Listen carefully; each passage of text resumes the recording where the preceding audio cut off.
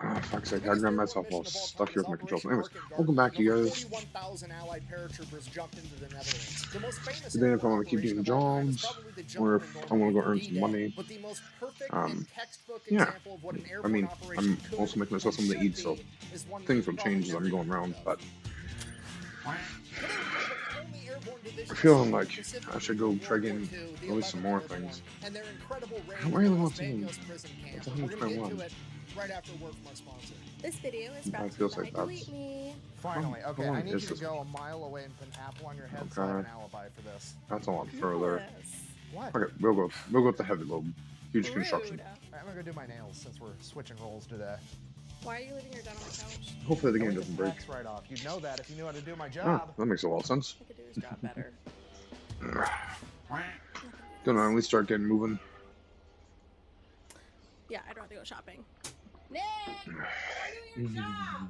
Always easy until you're the one that actually has to do it. Anyways, this video is brought to you by Delete Me! Alright, here's the deal. It's pretty straightforward. It's an online subscription service. That's my You give cable them stuck money, on. they turn I around and wish make they sure that didn't have to online do data this entire brokers aren't scene. I wish selling I your could just personal information. These play. data brokers are legally required to delete your information if you submit an opt-out request. Unfortunately, there's a bunch Okay, of different seriously, data can we brokers that just all like accept get down to opt-out this? requests a bunch of Thank different you. ways, and they make it as hard as humanly possible. But when you have Delete Me, not only do they figure out which data brokers have your information, they automatically submit opt-out requests so that they have to delete it, and then they continue to monitor those same data brokers in case they somehow get your information again. I actually like Delete Me so The much normal that I shit. upgraded to the That's family fine. plan, and I'm now getting all my wife's information taken off the internet as well. So if you wanted to give it a try Alright. too, I'm gonna have a link and a discount code down below that's gonna save you 20%. Let's get back to the video. I love how I'm leaving from the same spot that my other one was.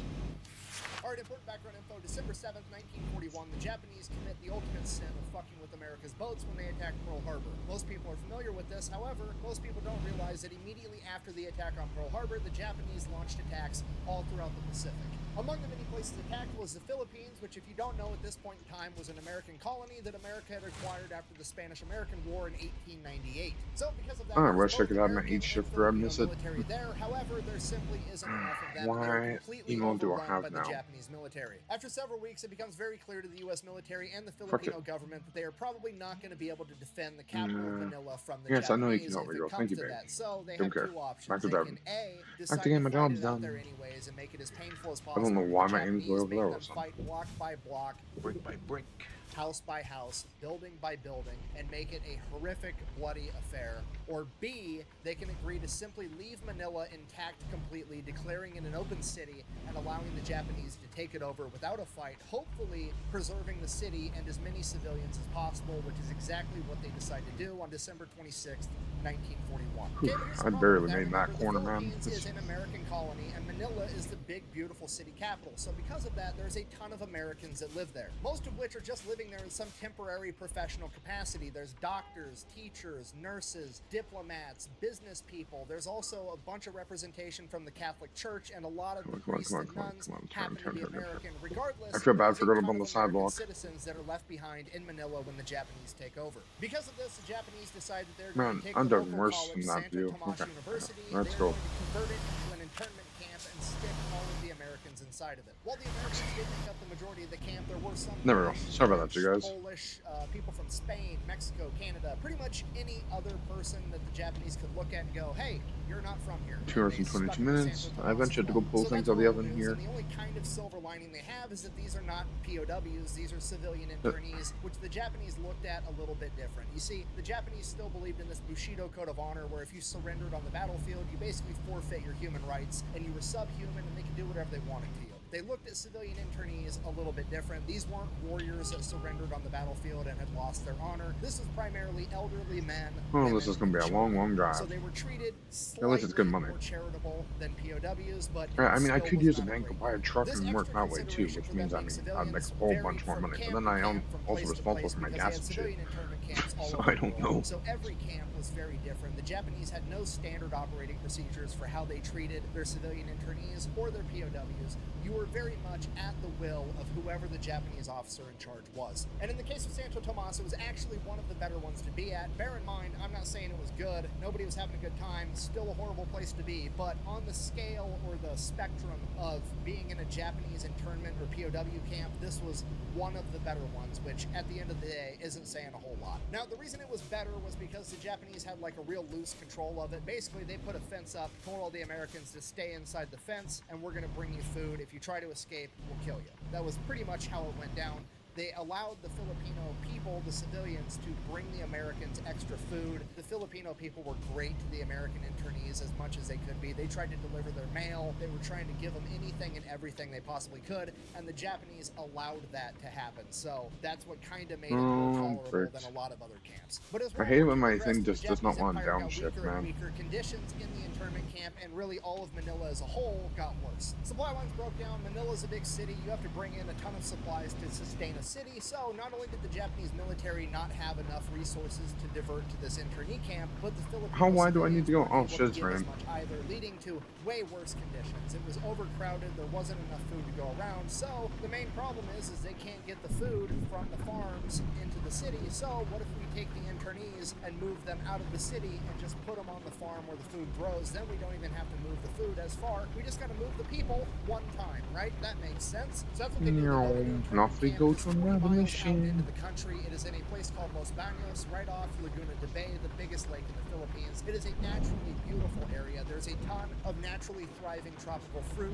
like bananas and coconuts, and there's also a bunch of agricultural villages that are going to be able to help get food for all the internees. And that's basically how the Japanese pitch this to the internees. Hey, it's basically going to be a happy Come on, my summer little truck, camp. let's You do guys are this. all going to go hang out in tropical paradise, eat bananas, and hang out until the war's Howdy, over. compass. Some people buy it and they volunteer to go to this new internment camp. One's kind of out of my reach to Really see. buying it, I and just want to amongst make sure the my people that aren't thing is buying it running. are the medical Hopefully, my professionals. mic's None of unmuted the like it should be. medical professionals, none of the doctors, none of the nurses want to go to this new internment camp. They want to stay put. And just as the first batch of internees were getting ready to ship out to the new internment camp at Los Baños, and it looked like they were going to have no medical staff. Yeah, just Finally, listen to a doctor, podcasts while I'm Dr. driving Dana the Nance, truck, and kind of like I 11 would nurses if I was that doing this in later real came life. to be known as the Sacred 11 How- volunteer to go with them. When Come it on, was truck. all said and done, Let's not lose power. Come on. 2,147 internees would end up living at the Los Baños internment camp. And in the beginning, similar to Santo Tomas, things are pretty okay, bearing everything in mind. And once again, the local Filipinos are being a huge help. They're literally bringing in carts and carts of food every day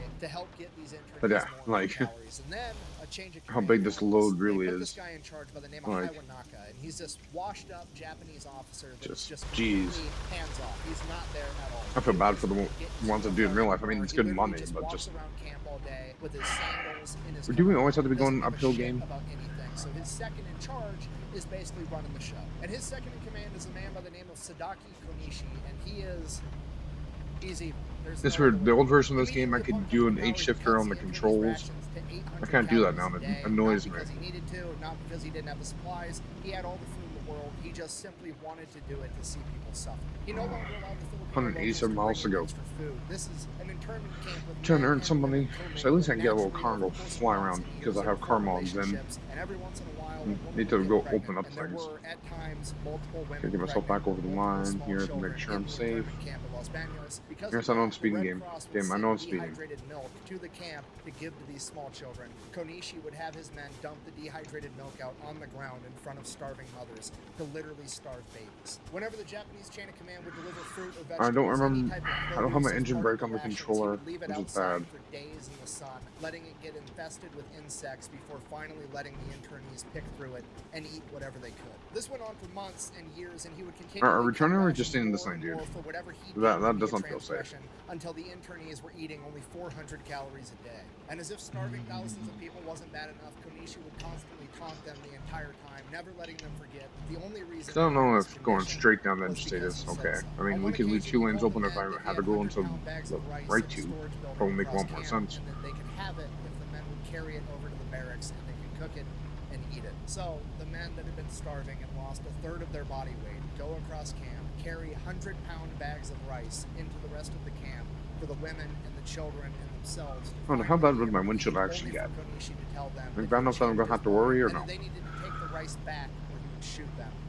And then they took the rice back and locked it away. Over But I do time, need to get all of around the to get my own internees truck. began starving to death and showing symptoms related to it, whether it be parasites from eating things they shouldn't be eating, a malnutrition disease known as beriberi, dysentery, or scurvy.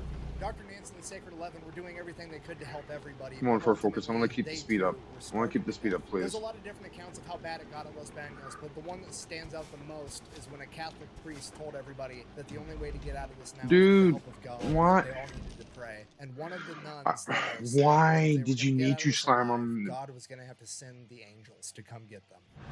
Why did you slam on your February fucking brakes? There 1943, was 1 no month need before for Los that. Banos would receive its first internees, the United States And now I think military my game just broke, activated a didn't new it? unit, the 11th Airborne Division, Are you aka fucking the Angels. And just for the record, this isn't me trying to be fuck's cute sake, calling them man. the Angels because it makes my story go He did good. the same That's thing their on another actual mission where he nickname, just and they slammed the got it for a brakes. Now completely because it's different reason crashed. from anything to do with Los Banos. Fuck's So the sake. training of the 11th Airborne Division is extremely Yes, I know it's important, crashed. and that is Fucking because come General on. Eisenhower is And not now you impressed reload with it. how airborne Okay. units have Fuck it, performed blur. in North Africa and Sicily so That was far. weird. And he At least, thinks at least you guys got to see that divisions just by don't need to yourselves. exist anymore. No division-sized element of airborne should be a thing. He doesn't think it's effective. We don't need him. Another general that he respects and that he actually went to West Point with and is known for his entire career by the name of Major But General no, Swing. the comp always disagrees, does and it. I he had two other volunteers to missions go that were back heavy loads like and this where I was train coming on the 11th same Airborne spot, to show and how effective an airborne every single time, for whatever division reason, he can just be. needs to So Major slam General on his Swing brakes. It's comes like, back the to road America is to stand up fucking the 11th blocked. Airborne to show You don't need to how be on the good airborne brakes. units can be. It's like, And what's the his point of having a selection roadblock? process to get into Roadblock his if you're not going to unit is brake. Like, absolutely you know what I mean? brutal. The only men that make it through are star high It gets school so annoying some collegiate days. level athletes. But Swing didn't Oh, just want a bunch at of least I brawn, he didn't also incur wanted the brains. penalties, He so I'll made take it a that. requirement that I'll every take the single $400 man crash. in the 11th Airborne Division at its inception had to have a military IQ test score of 110 or higher. This meant that physically and intellectually, this entire division, from the leadership I'm all the staying way back down from to him. the lowest ranking I'm private, not in the were mood to all crash into him again. qualified to go to officer candidate school, both mentally and physically, which is absolutely crazy. Swing only wanted the best of the best, and he actually got in trouble for kicking back. I'm going senior this line because I know you're going to because slam they these didn't brakes meet his immediately. standards to be in the 11th Airborne Oh, now Division. you didn't Because slam? of that, they Okay, actually expected him to dude, lower the standards and start letting more people in. But by Officer, then, I he hate had to actually tell you this. If you're found doing all this the in men real that he life, needed. I would Because have airborne fucking lost my divisions in shit. World War II weren't as big as regular divisions. Like, A normal division had about 15,000 you men. don't just An slam airborne on your division brakes had in about front of a fucking 8,000 men. They 120,000 also pound didn't semi. have heavy Fuck that artillery, crap. they had lighter artillery, they didn't have tanks, they had light vehicles, all the stuff they had they could jump with. So they were lighter, but they were also faster, meaner, and smarter. So Major Okay, General in a Swing few minutes, I basically gotta go went check through the oven and let you know how much 14,000 smoke. guys and Hopefully, I can distilled be back out up to the speed by best that point. 8,000 dudes, just the raw talent, the best of the best, the strongest, the fastest, and the smartest. And he trains the dog shit out of these guys to be absolute monsters. He is striving to make this batch of like 19 to 23-year-old kids the best of the Okay, best. so and he that tells does. them as Then much. He what's tells the his airborne? I kids forget what the they're gonna be airborne able to one eat is. nails and spit out razor blades by the time they're done with their training. And you know what? They believe him. Major General Swing was born in the Of course, here we go with 1800s. another Dude uphill. fought in World War I. He's already been in theater in World War II, and he's telling them, you guys are the best of the best, and if anybody would know, it's going to be him, so they believe him. And this is where they start to get their nickname, the Angels. You see, they're overly athletic, they're above average smart, and Come they're on, getting their Truckee, ego let's pumped up. They're a go. bunch of 20-year-old Ooh, kids. I like the classic car coming up beside When me they go on out the left leave, side. they're going to be rowdy. If these guys aren't training to kick ass, they're partying. These guys are going out, getting hammered, getting in fights, getting thrown in jail Look at every that. chance they get.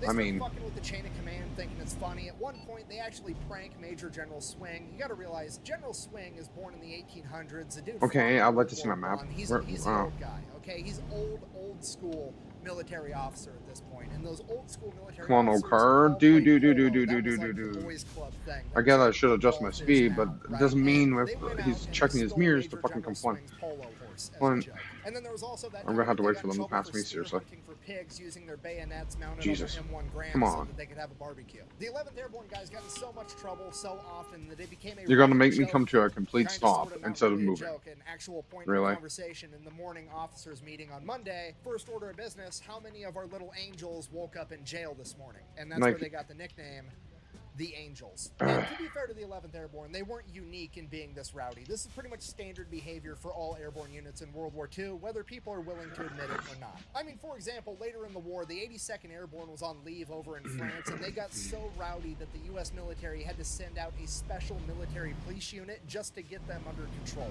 So yeah, paratroopers are always kind of wild, but back in World War II, they were exceptionally wild. But as it turns out, when your job That is took to lead a the lot way longer to than it armed needed to. conflict, I riding want to a take it back up fucking to kite, speed. This that's isn't up to exactly speed. the type of guy you want doing the job, a dude that gets a little bit Okay, I forgot it has an Speaking of inboard height, dashboard. It does actually kind of make the 11th Airborne a little bit unique because you could argue that they are the most airborne unit of Actually, World how War the heck II, do I and get that's rid of my because map? Major General Swing made every single man in the 11th Airborne Division double No, certified. I want to use the both things on the bottom there. parachute Oh, that's and okay. glider infantry. Okay, everybody knows what parachute No, infantry no, is. no, We've no, all no. seen Saving Private Ryan. We've all seen I mean, Band of Brothers. oh It's the no, that's guys gonna that change jump my out of view. the Let's plane start with that the crap. parachute, right? I That's remember. easy. What a lot of people have never seen before is a military glider, and I have no idea why. If I had to guess, I would assume it's because it's hard to replicate for Hollywood inside of a movie, but they were real and they're absolutely badass. It's basically a giant kite that Oh. looks like a plane. I forgot The that my wipe was on. C-47 literally tows behind it into the battlefield. So the C-47's got a bunch of paratroopers jumping out of the Okay, side, now that I'm up to and speed, it's you also guys. towing a I gotta giant go check the plane-sized oven. kite I'm that's gonna go have my capable house of smoke and I'll be carrying right like back. 3,700 We'll continue this pounds load. and a bunch of guys inside of it. And then as the paratroopers jump out, the 38 gliders hours. catch at this rope, and then they glide the rest of the way into the country, land this plane. Okay, side note, unpopular opinion. This is No, the I'm most just gonna gangster figure. vehicle Where's of the World close? War II. Be able Okay, to you pull know that who kind I of thing. don't want to have to Sorry, get in a both of fight with? The guy that No. shows up for military training to partake in the biggest war the world has ever seen. Don't And when worry. everybody else is like, oh, I want to drive a Sherman tank. I want to serve on a battleship. I want to drive an Amtrak. And this motherfucker's showing up like, ah, fuck it. I want to drive a kite in the battle 12 hours before everybody else and be surrounded by the enemy. Fuck that. Sorry, I'm getting sidetracked. The point I'm trying to get to is A, gliders exist and they're cool, in case you didn't know that, and B, Major General Swing makes the entire 11th Airborne Division cross-trained Okay. on both, I'm so worried every about my single stuff in a man little in bit. his division can both You'll jump have out of house the plane with smoke. a parachute or be towed behind a plane in a giant kite with 3,000 pounds of shit in it, which no other So airborne it's gonna be division was quick. doing at the time. You were either a parachute guy or you were a kite guy. So the 11th Airborne Division gets done with their training by December of 1943, and now it's time to show Eisenhower what's up. So they set up this big war game, mock mission, whatever you want to call it, known as the Knollwood Maneuver, where the 11th Airborne Division is supposed to capture an airfield. Now remember, a lot of the leadership is trying to get rid of airborne divisions. They want to prove how ineffective that this is. So this is not going to be an easy thing, okay? In order to succeed, they have to capture 15 objectives all at the same time, secure an area to land the rest of the division, capture the entire airfield, hold it for a certain amount of time, and then also be able to evacuate casualties as they go. Like, this mission has to go perfect. And that's exactly what happens. The 11th Airborne Division on the first wave drops in 4,800 guys using 200 C-47s and over 200 gliders. Going for my move. At this point, Major General Feels weird being Swing in and the the small, rest of the quiet little high-ranking town again. military officers that are kind of rooting for the airborne divisions look over at Eisenhower like a bunch of Also, if kids anyone like, is talking "Dad, to me, ask me chat if they can is keep by us the straight computer. up." They just found, like, "Dad, The phone's can we over keep there, them? Look so I how don't know. fucking awesome these guys are." Also, just Amazing. realized I forgot to And charge the finally, headphones. Eisenhower's just like, "Fine, Oh, well, whatever, they're not beeping at keep me it." yet. Okay, if you're not picking up what I'm putting down, I'm trying to tell you that the 11th Airborne has just saved the entire concept of airborne as a whole. Okay, when the average person thinks about paratroopers, they're thinking Okay. about jumping into Normandy, D-Day, all that stuff in European theater. All that stuff is downstream from this. Okay, all of the Log off airborne to business divisions with would have truck. been disbanded. You know and what, that thinking never it's would have cool, happened and then I'll were it make not for the 11th Airborne, proving a to sandwich. Eisenhower how effective airborne can be. So right out of the gate, the 11th Okay, Airborne has already off to work changed we the go. world, and in a Back to small driving. way, they are responsible for the success of every other airborne mission that came after this. So naturally, as a reward, they get sent into the European theater where they're going to get to do things like jump in on D-Day, jump in and participate in the biggest airborne operation of all time, Operation Market Garden. They're going to be remembered and celebrated. I still don't There's gonna be remember what the movies button and is for my TV shows thing. about them, and everybody's going to know who they are. I'm just kidding.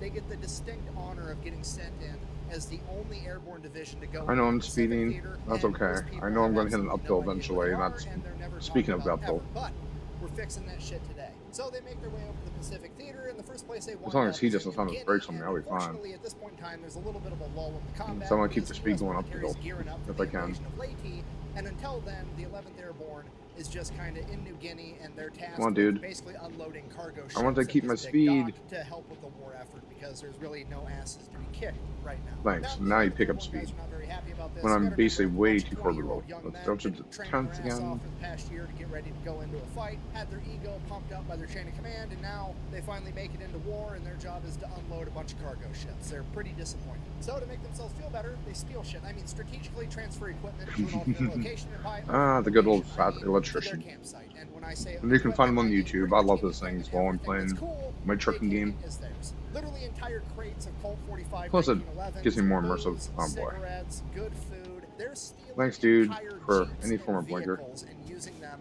at their camp. And nobody's really saying anything to them, and they're getting away with it, so they get a little I'm bit trying to bored, down and for eventually fuck's they're like, fuck it, we're just going to steal the generator for the dock, and we're going to take it back to our camp and wire up our camp so I we don't have care them electricity. taking down the So signs. that's what they do. They steal the generator, bring it over to camp. General Swing catches them, and he's like, no, you guys can't be stealing that generator.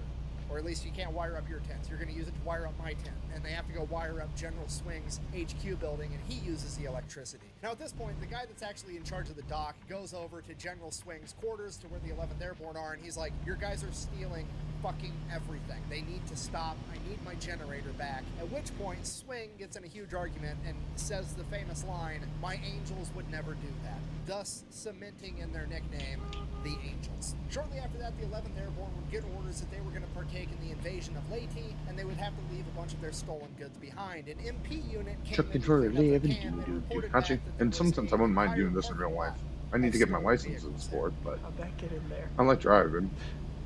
So, Battle of Leyte, Going down to this is most of these are automatics. I wouldn't mind manual the old bastards, they were there as well. But if you don't remember, or if you didn't watch that video, basically the Japanese government has come out and said that they're going to make the Battle of Leyte a decisive battle. I'm almost there. They're throwing anything and everything they No, have take a look. fight Maybe I and might not use the bank to lose get a this truck. island. Basically, the American forces have So I one feel half that's where the of money island, would the be. Japanese forces have the other half, and they're both being resupplied on their back. I mean, I know I'd have to and spend money fighting on in the fuel middle, and trying things to like claim that, this island. but like, Eventually, the 77th Infantry Division would be sent around the backside of the island to make an amphibious landing and take over Ormoc Bay, which is where the Japanese were getting their resupply from, cutting off the enemy supply lines, while the rest of the Army and Marine units held the line, including the 11th Airborne, and continued to fight. The 11th Airborne Division and every other unit. you know, I that should fought actually Leyte get around sustained to heavy casualties, full up but for buying this every game. single angel that fell on that battlefield, I wonder how much took it would with cost him for the DLC. 45 enemy soldiers. After claiming victory at I also got Leyte, the next objective ETS to one take finally, is Luzon, the main island in the Philippines, which with I'm the excited for that. capital of To try that, Manila to see how and that Los works Baños compared to internment this one. camp. With this being the main Come on, island, dude, there's no doubt that don't the slow Japanese down. were I want looking to make keep this a myself rolling decisive here. battle Come as on. well. Luckily,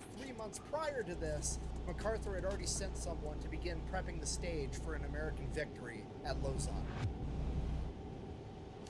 Now, rewind like 5 months prior to the Battle of Leyte, MacArthur is still headquartered back in Australia, and he finds out that there are a bunch of guerrilla groups all over the Philippines, especially on the main island of Luzon. Now, these guerrilla fighting units kind of operated like gangs. Each one had their own truck little was chunk quite of nice, though. territory, and they all weren't very friendly Make sure I with don't one another crash. because they were all kind of competing with one another to get aid from the U.S. military to be able to fight. I wish the I had a Japanese centered better. button, So they were so I could very just center my view. It'd be disorganized, so but much some nicer. units were And my much ears more itchy. organized than Wrong others. time for ear to be General itchy again. MacArthur figures Wrong that if he timing. can send Turn, somebody in turn. there to help organize the Oh, there we guerrillas go. and then get them more After I get supplies to and my more destination, weapons, I'll they'll be make. softening up the Japanese I'm gonna from make a inside, sandwich. so by the time the U.S. forces reach Luzon, it won't be as hard of a fight as it needs to be. So he starts taking volunteers, starts poking around. Finally, he figures out the guy that he wants to send in, and it's this badass major by the name of Jay Vanderpool. So he takes Vanderpool, sends him off to do a bunch of training in like how to set up long-range communication, how to set up communication networks, basically the quick and dirty on how to be a fucking spy. So that training takes about 2 months. We are now 3 months away from the Battle of Leyte, Going and downhill Jay and going a couple of uphill. other guys are now going to get snuck into Luzon by submarine and dropped off on the island. They have one person they can link up with for a connection, but basically dude. their standing orders are, and I quote, do what will best I don't wanna further lose the too much Allied power going cause. up this hill. Signed, General MacArthur, literally the top dog of the U.S. military. The only person with more authority than General MacArthur at this point is the President of the Checking United my States. Okay, mirrors this and dude's doing orders this are basically the golden properly. ticket, the blank check of Even though doing I'm whatever by far you not want, doing that just properly, be a because I'm not menace supposed to be the knocking enemy. things over with So, the first trailer. order of business, he finds out who the best guerrillas on Luzon are, and it's this group called Hunters ROTC. 54 miles to go. Ran by a bunch I'm of glad ex-Filipino that it's army not like guys real that life are time, because that would be actually horrible. coordinating their I mean, movement, like an for actual in-game, for like a military. game, They it'd be have a horrible. chain of command, Real they life, have order, they actually I'd probably do have way too much military fun. tactics. They are conducting legitimate guerrilla warfare. I mean, I know there's a lot more to do with They've it got 2,500 than what I'm men, doing with this, and they but, are a yeah. gigantic pain in the Japanese ass. So Jay needs to get linked up with them, get them more organized, and get them. And more since the game won't let me run supplies, more 8-shifter guns, without more ammo, my more food, more remote, water, more everything. or He with the needs to controller line these like guys up an so older they can version be an could. even bigger pain in the ass. The problem is they're like 60 That. miles away on the other side of the island, and Jay is like a 5'10" white guy. All the other white people have been thrown in internment camps, and on top of that, he's wearing a U.S. military uniform. The odds of him making it 60 miles through enemy territory on this island, not looking too great. So what's Jay gonna do? I mean, the meatheads are probably like, I mean, he could just walk there through the jungle, avoid the roads, don't go into town, he'll get there in 2 weeks, it'll be fine, he'll get the job done. Other people are like, he could probably, you know, pay somebody to drive him there in a trunk, smuggle him I'm in. sitting down the That would be center. an There's too option. many things Jay for me to hit. Vanderpool is just like, nah, I'm gonna go just complete gangster option. I'm gonna walk to the nearest town, go to a payphone, I'm gonna call up I a can't fucking wait limo for to the drive me carbon there. So taxi that's what he does. He coming calls a in. valet service and some fancy black SUV comes pulling up and they're like, cool, give me a ride 60 miles away to wherever the Hunter ROTC people are. The limo driver, SUV driver, whatever you want to call him, taxi driver is like, I don't want to give you Americans a ride. If the Japanese catch me, they're going to kill me. At which point Vanderpool and his guys are like, look, this SUV is taking me to where I need to go. You can take this stack of cash and give me your car, or you can take this stack of cash, you can drive me there, drop me off, and then you can Finally, I keep can your get car. up to speed here a Either little way, bit. this SUV is taking me where I'm going, or you drive. So the driver's like, fine, I'll do it. They drive all the way there. They pass through multiple Japanese checkpoints. Okay, then turn, Because dude. it's such a fancy I mean, I'm taking vehicle, up the both lanes here, Japanese fuck. don't even bother to stop them. They just salute. You're just and gonna wave stomp on them the brakes through, again, aren't assuming you? that it's somebody important. It is fucking so stupid that it's genius all at the same time. It's incredible Really? that it worked. It's the funniest fucking part of this story. So this happens multiple times, and they make it all the way to the village where Hunter's ROTC is located. And when they get out, the leadership of Hunter's ROTC just sees Americans in American military uniforms getting out of like this dope black SUV. I don't know if that was the right 60 gear to put miles myself inland into, but that's into okay. enemy territory. So the guerrilla leaders are thinking like, oh shit, these guys are gangster as fuck. That's really badass, guys. That's dangerous. So already they're In off fact, to a I'm great actually foot holding due up to the fire truck Vanderpool's right now. insane strategy of calling a limo to drive him through enemy territory, and then Vanderpool whips out his printed out order from General MacArthur. Let me put this on basically longer saying, distance to "Do get different whatever to things, further the Allied which cause," might at which actually point the guerrillas are improve just my completely jobs, game to do actually. whatever. They're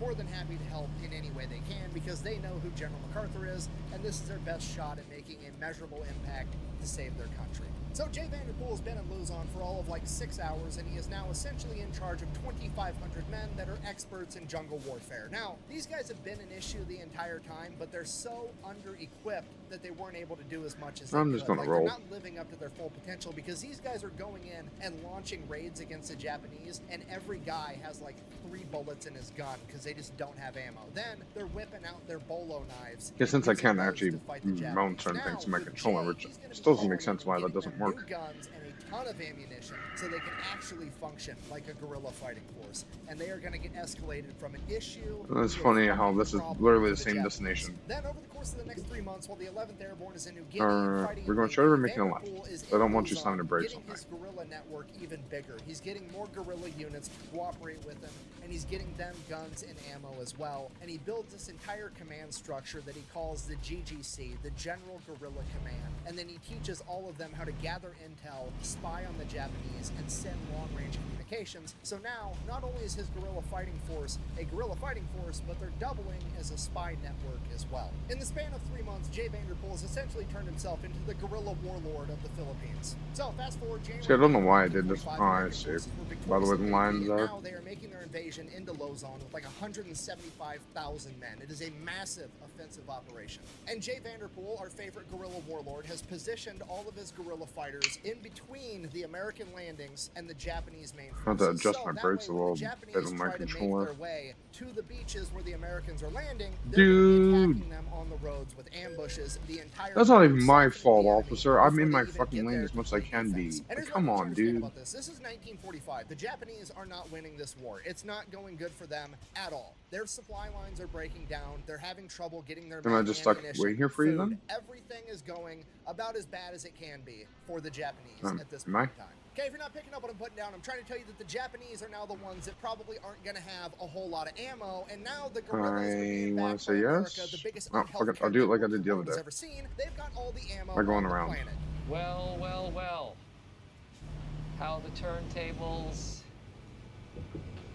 Now, Jay Vanderpool, being the smart guy that he is, he knows this, and he takes Yes, advantage I of it. know He has because the of where guerrillas it just stops start me, mag game. dumping I'm well everybody. aware. He Thank tells them, you. you guys have more ammo than them. Abuse it. He even goes as far as to have the guerrillas I didn't start have this using problem an yesterday, old-school even on- infantry tactic called marching fire. Which Are is you gonna move basically get now? a bunch of your guys, have Like them you're stand supposed in a to? line and start walking towards the enemy with Okay, their so the rifles game on literally their hip, breaks, so and it's every not time supposed to their be traffic right foot curse here, then. hits the ground, they fire. Now, this is like a World War I tactic, the theory being that you're both advancing and laying your own suppressing fire at the same time. Obviously, obviously as you were marching towards an entrenched enemy with machine guns. So the tactic never really worked that great. But in World War II, in this application, when the enemy's just Oh, out that's on the an last time open I ended road up having and to they drive don't down have there by enough myself ammunition because to the game lay broke so suppressive badly. fire back, it worked out great. In addition to that, there was also a huge psychological factor because you got to remember, Jay Vanderpool's like coordinating the guerrillas. I keep referring See, to him as there's the leader, but he's roadblocks there, not so why didn't actually the bus in get charge. blocked? The real Oh, come guerrilla on, dude, leaders could dude, tell dude, Jay dude, dude, Vanderpool dude, to get don't fucked do this. at I'm any gonna point go in time, and he would have no other choice but to do I'm so. gonna have And the reason power, I'm bringing come on. this up is I'm trying to get the message across to you that these Filipino guerrilla fighters don't really give a shit about the Geneva Convention. They've never even heard of them. You're Believe just me, gonna go much straight rather on. come toe-to-toe with So the you American slowed me military at this down, point in just time go because straight these on. Filipino Thank you. guerrillas were not taking prisoners and they were not messing around. They are experts in jungle warfare and they do not like the Japanese. The Japanese have been extremely cruel to the Filipino people for the last 3 years of the occupation, and they are out to get straight up revenge. Like if you got shot and injured going up against the Filipino guerrillas, you weren't injured for very long because as soon as you hit the ground, the bolo knives are coming out and these guys are looking at you like my wife looks at Amazon packages, okay? And every single time I bring something like this up, I get this in the comment section. Nope, Fuck, went a little that's too war far. crime. Fuck. To which I mean, yeah, sure, I guess, but I mean, what do you think is gonna happen? Because you say it with I this don't know conviction, which switch. like you think RoboCop is gonna descend from the heavens and enforce justice. Because I hate to break it to you in your fragile Yeah, let me worldview, see- but guess how oh, many okay, I Filipino see. guerrillas got convicted of war crimes after So they World kinda War fixed II? it then, I guess. Absolutely fucking zero. Okay, now look, I'm not saying that's right. I'm just saying that it happened. And to be honest Okay. with you, I'm not that upset about it. I mean, we've all Made seen 9 those grand. situations, right? Let's It's pick not longer appropriate distance. to punch somebody in the face, but also, if you're at the bar with your wife and some dude walks up, smacks your wife on the ass, and says, "Hey, sweetheart, how would you like to go home with a real Okay, guys, man?" I'll and be you right turn back. around I'm gonna and make a punch that sandwich. motherfucker in the face, fucking And then we'll continue. You kind of deserved it. And if you don't like that, that's fine. We can agree to disagree. But guess what? The good news in all of this is it's easily avoidable. All you have to do is not invade the Philippines and then go I want out the of small your plate. way to be evil and cruel to all the locals for no fucking reason. And this probably won't happen to you, okay? Simplest concept in the world. I know a lot of people struggle with it. I'm gonna say it real slow. Don't I'm gonna fuck turn my mic around off for a quick sec. and you won't You guys find enjoy. out, okay? I hope that this lesson is helpful.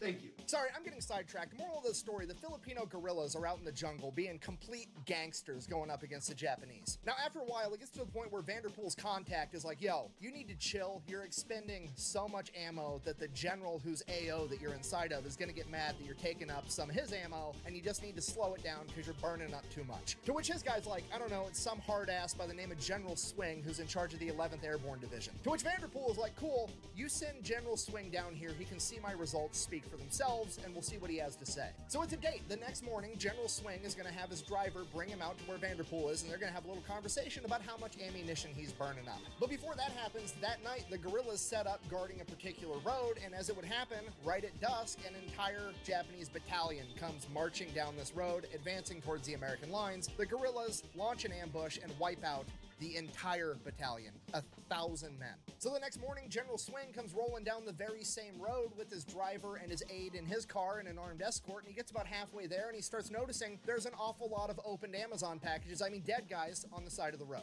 And the closer he gets to where Vanderpool's supposed to be, the more and more of them there are. And after a little bit, General Swing just tells his driver, all right, turn this shit around. He leans over to his aide and says, and I quote, "You give Vanderpool all the goddamn ammunition he wants." So this continues for about a month as the American forces fight their way through Luzon to Manila. So Battle of Manila kicks off February 3rd, 1945, and the first order of business is to liberate Santo Tomas internment camp, and that also happens on February 3rd. And what they find at Santo Tomas is absolutely horrific. The conditions of the camp have done nothing but gone down since 1943, and the conditions that they are living in 1945 are very similar to what I've already highlighted when I talked about Los Baños previously. Because of this, General MacArthur himself decides that he needs to see this with his own eyes, so he goes and visits Santo Tomas and immediately decides that his next order of business is to liberate the Los Baños internment camp immediately, and he gives that order directly to General Swing in the 11th Airborne Division. Okay, I need you to understand, that's a really big deal. General MacArthur is like top dog in the military. It's President, MacArthur, everybody else. MacArthur doesn't tell individual divisions or units what to do. He doesn't give those kinds of orders. He tells entire military branches what to do,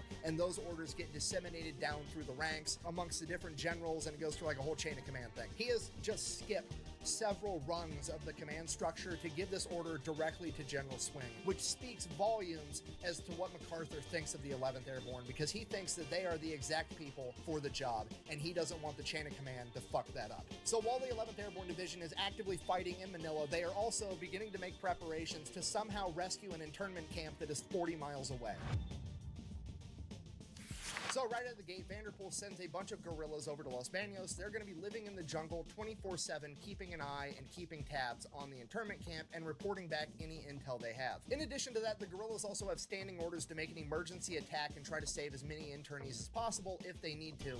The reason for that is because there's a pretty big and pretty legitimate concern that if the Japanese are going to abandon that internment camp, that they would try to execute all the prisoners first. And in the unfortunate event of that happening, the guerrillas have the orders to attack and try to save as many people as possible. Now, with the planning of this mission, bear in mind that the 11th Airborne is still fighting actively in the Battle of Manila, and while that's going on, they're also trying to plan this mission, and this mission is seemingly impossible. Now, the planning of this mission is done by a young officer in the 11th Airborne known as Henry Mueller, and his plan is absolutely genius. Okay, so here's the initial problem. Los Baños is 40 miles behind enemy lines, and there is an entire infantry division between the Americans and this internment camp, approximately 10,000 Japanese soldiers known as the Tiger Division. So if the Americans launch a major offensive and try to punch through Okay, and guys, destroy I'm that back. division, they're going to radio back to Los Baños. I'm going to see if maybe I can learn to try editing properly. So that's not really I'm going to say possible. this video The ends only here. thing they I'm can going to say do have a good is night. do an airborne I'm operation where not they going to physically jump end in my right on stream, top of but internment on camp. the So Mueller starts getting next intel job, back from the guerrillas, you and guys they get the have this point. hand-drawn So anyways, map of the welcome camp for the and next part of this surrounding whole area, series. and there's Hope this you guys big-ass enjoyed. field about I'm going to 1,000 try my hand yards at away from the editing, Los so Baños internment camp, and it is big enough for them to be Twitch able is to going to land an be entire company of full paratroopers there. video, But full we still vlogs, have the which issue of the maybe I should make C-47s 2 channels have like to that. fly I don't really overhead. know, The but company yeah. has to jump out of the planes,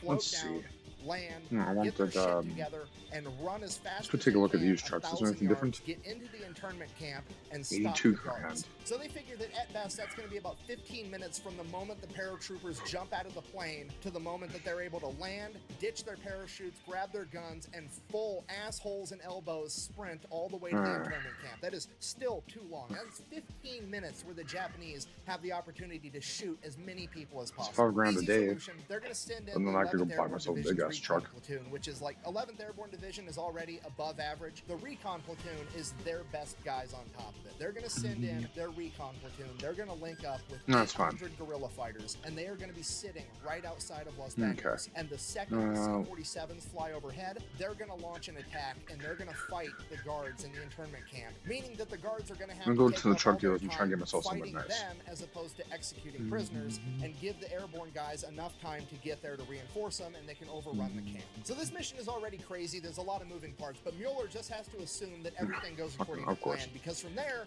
it gets even harder. Then let's go So buy when we myself a assume cheap this little is car all to went fly according around to in, plan, and this maybe go means that open the up some of guards these have all been dealerships taken here. care of, and there's now approximately like 1,100-ish soldiers Okay, so there 350 between is the easy to guerrillas come and the in. American That's okay. forces, and there's approximately 2,100 internees that are in their final stages of starving to death, and they now have only to 86 now for transport that 2,100 people 40 miles away, and they don't have any vehicles. So that in itself is a huge logistical issue, but then you have to also add on I really the want fact the that there is truck.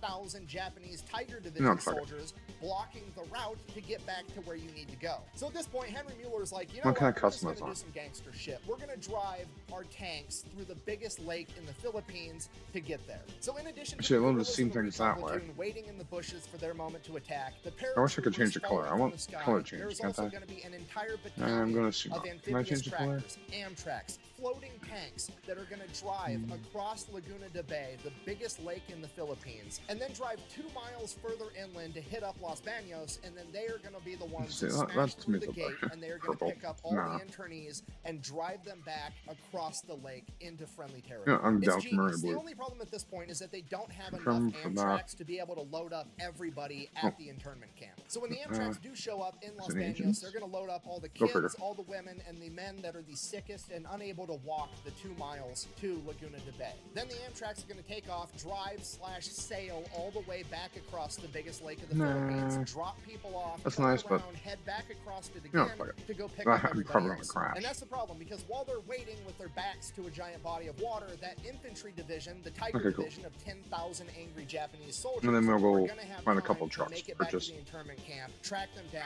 and presumably slaughter everybody, because they're not going to stand a chance. It would be 10 to 1, and these guys are don't going to have be a showing garage. up with Fuck. tanks, I mortars, forgot I and have to buy artillery. one. So in order to address that, they're going to build up a massive American here. force right on the front line, directly in front of this Japanese Tiger division, effectively forcing them to have a Mexican standoff. Okay. With How am I the supposed to American buy division. one And this is going to put the if I can't Japanese go get leadership one? in the position of like, I know Huh, I that guess I'm there's gonna a have to prison buy the raid truck going then. on directly Don't have behind a me, dealer. but if I turn around to address it, this entire American army is going to Piss me kick off to my not ass. have to go through So this they're again. effectively Oh, just that's going to okay. have to sit there in this staring contest and let this raid go on behind them, even though they know it's happening. It's genius. Mueller is effectively playing 4D chess. So Henry Mueller takes his plan to General Swing, lays it all out, and General Swing is like, okay, let's do it. It should work. The problem is we can't do it yet because we don't have enough manpower. We're still fighting the Battle of Manila, There we go. and we've taken so many casualties between Leyte, fighting down through Luzon, and now the Battle of Manila. We just don't have the guys to spare right now, but we're going to do it as soon as we sweet. can. So they're forced to kick the can down the road for like 2 weeks, and during this 2 weeks, somebody from Los Baños escapes the prison camp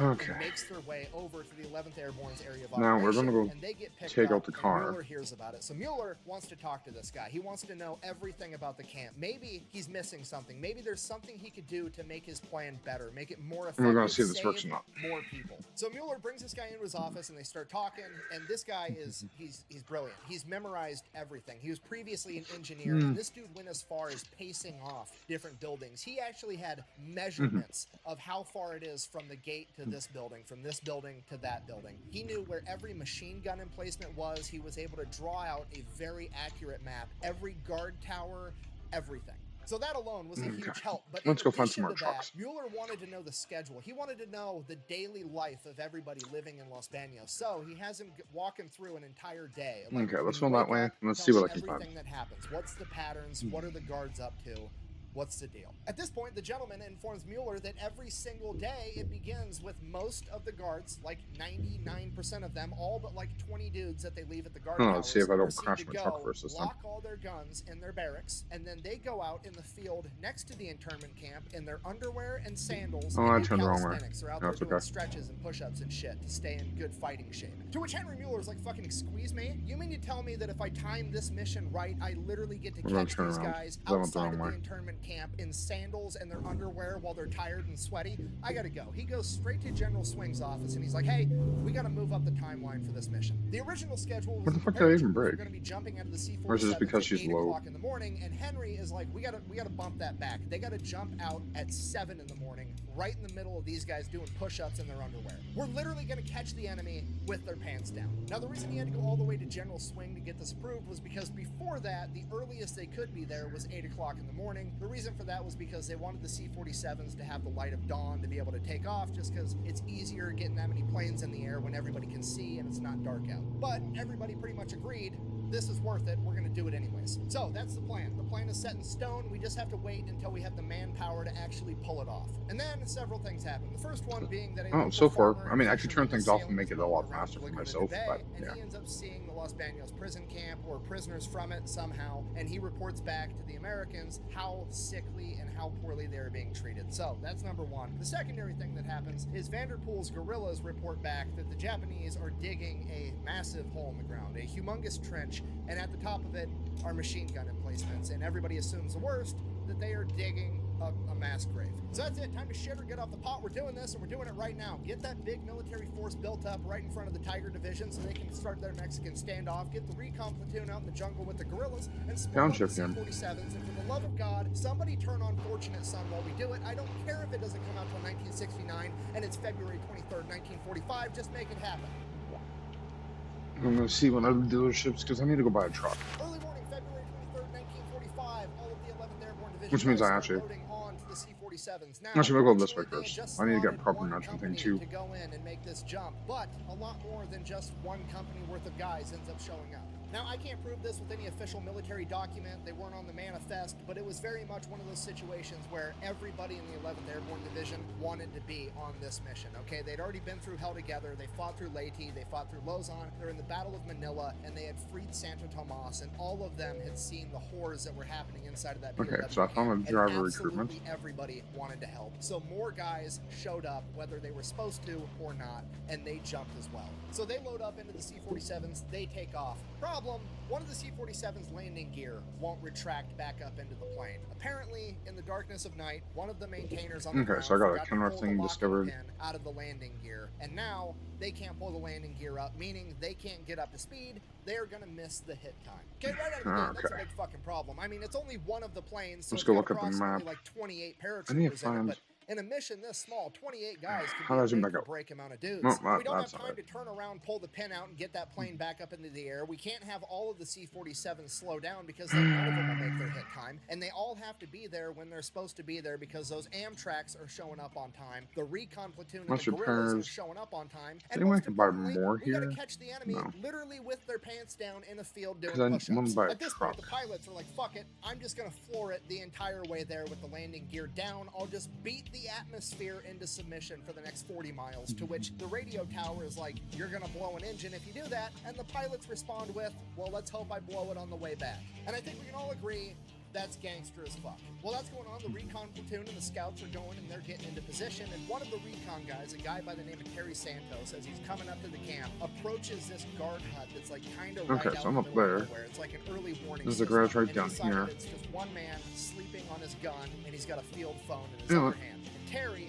pulls out his knife. He's gonna kill this guy. But then he stops. He realizes if this guy's out there as an early Well, let's go warning that way system, to it. he's probably got to check in every Okay. hour, every half hour, every 15 minutes. He has no idea. And if Since this I'm guy misses a legitimately driving check-in, it's gonna my put the truck. entire camp on alert. So he reshoots his knife and just Oh, I sneaks see where past it him. breaks. Okay, Oh, side it's note, too low. luckiest Japanese soldier in the entire story, and he's being a complete shitbag. So all I'm saying, I'm on my view sometimes set being a shitbag can Good save your view, life. I mean, good. what's the shitbag's creed? Never stand when you could sit, never sit when you could lay down, and never be awake when you could be asleep. Yeah. This just saved this guy's life. Anyways, the scouts and the guerrillas, they all go out, they get in position. Thanks to the new drawn map from the previous escapee, they know where every single guard tower and guard hut is. And there are scouts literally sitting outside of them on the other side of the wall, next to the windows Time for another with piece of my sandwich. grenades, waiting to hear the C-47s coming up, and they're just gonna toss grenades into all the guard checkpoints and take out all the guards at once immediately. So they're in position and they're waiting. And they're waiting, and it feels like forever, but it's probably only like 5 or 10 minutes, and they're waiting, and then they start to hear the faint drone of the C-47s off in the distance, and they keep waiting until it gets louder and louder, and then as soon as the Japanese guys out working in the field turn to start looking I up mean, towards can, the can we sky, make our turn, they please? attack. Every guard hut on the ground gets a grenade through the window. Every guard tower gets raked with machine gun fire. Terry Santos runs in, and the barracks that has all the guns inside of it, and he throws white phosphorus grenades inside, lighting the entire building on fire so that they can't even retrieve their guns if they wanted to. Another scout runs up to the commandant's office where the man in charge is supposed to be, and the only Japanese man in there runs and jumps out the window of the second-story building, and allegedly the scout shoots him out of midair with his Colt 45. Nice shooting, Tex. Some of the guards try to fight, the paratroopers show up, and all in all, this entire affair is quick, violent, and over with somewhere between Why is that 70 one and louder 80 than of the the Japanese semis? guards being killed in action, and the remainder of them fled off into the wood line in their underwear and sandals. So it's going perfect. Everything is gone 100% according to plan. Next thing you know, the Amtraks drive right through the front gate. They roll up. Their guys get out. They start trying to help load people into the Amtraks so they can all get out of there. And here's where things go off the rails. You see, what they didn't anticipate in this plan was a lack of cooperation from all the internees. And to be fair, they're not trying to be difficult. They don't want to not cooperate, but they don't realize the gravity of the situation. In their mind, you gotta remember, they're starving, they're hungry, they've lived here for the past 3 years, this is their home. They think that the Americans have come to save them, and they are now behind friendly lines. They don't realize that they're 40 miles deep behind enemy lines, and that there's an army of 10,000 Japanese soldiers coming to I wish I had a kill whole them convoy at any thing to moment. do And the army guys some of my don't trucks exactly with. have time to explain that to Would be kinda cool. 2,100 people, so they're kind of sitting over there like, guys, I need you to get on the Amtraks right now, and they're like running back to to the barracks like, oh, let me go pack my bags real quick. No, we don't have time for any of that shit. It's chaos. Dude, that guy just came Complete shit flying show. up. There's 2,100 starving I'm people running around well, trying that's to pack actually their the bags. 60 There's now. people Well, Tom. coming out of the barracks with furniture and mattresses and shit. I also feel like you're an The officer, so I'm just gonna stay where I am. Dad energy of like trying to Are get you? mom and the kids No. out of the Are movie you theater, undercover? into the Maybe. car, sit down, buckle up, shut up, so I can get us out of this parking lot to beat all the traffic out of here. They're channeling that energy, and finally they're like, no, we're not bringing any of this shit. The clothes on your back and you get on the Amtrak. We have to leave right now. And they're like, fuck it. They take white phosphorus grenades and they go and they light all the buildings Jeez, on I have fire 155 so that miles people to have go. get out of them because they need I all don't of wanna get these speed people tickets, to though. fucking leave now. And amidst all the chaos, there's this famous interaction where this young woman in I wonder, her is there an 20s that's been adjustment in I this can internment hear camp so the I can entire turn the time, offer moment comes just so I up can speed to one around? of the biggest, best-looking paratroopers there and is like, are you a Marine? And he's like, no, I'm a paratrooper, like trying to be Mr. Big Badass, right? And she's like, oh. I'll turn for All the Tico time I've too. spent here in this internment camp, I've always dreamed about being rescued by a Marine, which is just the ultimate cherry on top of this shit Sunday. Like, hey, sorry things aren't going that great at this moment. Also, don't know if it helps. Just wanted you to know Okay. that I would rather bang a Marine. I'm going with that. That should be good for the In moment. addition to that, there was a bunch of Catholic priests and nuns that had dropped to their knees praying, thanking God for literally sending angels to come and save them. At which point, the angels are like, bro, do that on the Amtrak. Get up and then go take a knee in the tank so we can get this shit going because I'm trying to actually finish saving you guys. I'm not done yet. And this is my favorite part of the story, right? Because Amtraks all have names painted on the side, right? They're like tanks. Like the crew gives their tank a funny name or a cool name or a badass name. Like Gene Lafayette Poole called his M4 Sherman tank In the Mood. Well, this particular Amtrak that they loaded up all of the Catholic priests and nuns onto, on the other side of it, its name was, and I quote, the Impatient Virgin, which is fucking hilarious. Anyways, all the Amtraks get loaded up to maximum capacity and they take off. So now we've got all the paratroopers and somewhere between I also 5 need to and raise my 600 truck of up the if I healthiest can, looking internees when I get the available, chance. and they're gonna have to walk 2 miles over to the lake. Okay, now No, cut you back to skipped the all the way Amtraks. there. They're driving to That the makes lake a lot and more they start sense to taking this. fire from the tree line. They can see the muzzle flashes off in the distance. So one of the American soldiers and one of the Please don't let Amtraks is anybody trying be to coming get up around to this the corner. 50 cal to return fire, but there's Good. so many internees in No. there and nobody's listening. They're all cheering. I and prefer to drive the talking, truck but nobody properly, can hear him. but He's since I'm telling in people to a move, sport but they're truck, not listening, so he finally just get to another literally gets on garage. top and crawls over Nope. people to get onto this machine gun to start returning fire. And this dude is just dumping ammunition everywhere in that general direction, literally cutting down the trees that these people are firing from. And finally, when he quits seeing muzzle flashes, he stops firing into this tree line, and as the gun falls silent and the ringing in his ears finally goes away after a couple seconds, he hears a baby crying.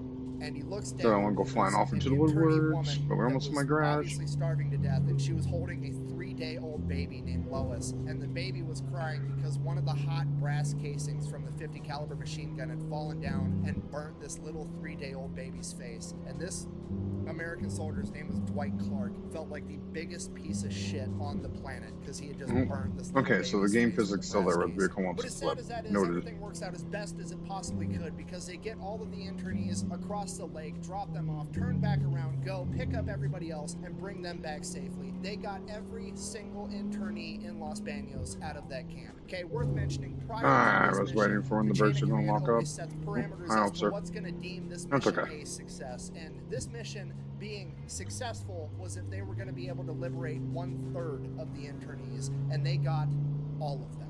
Unfortunately, not everybody would get a happily ever after.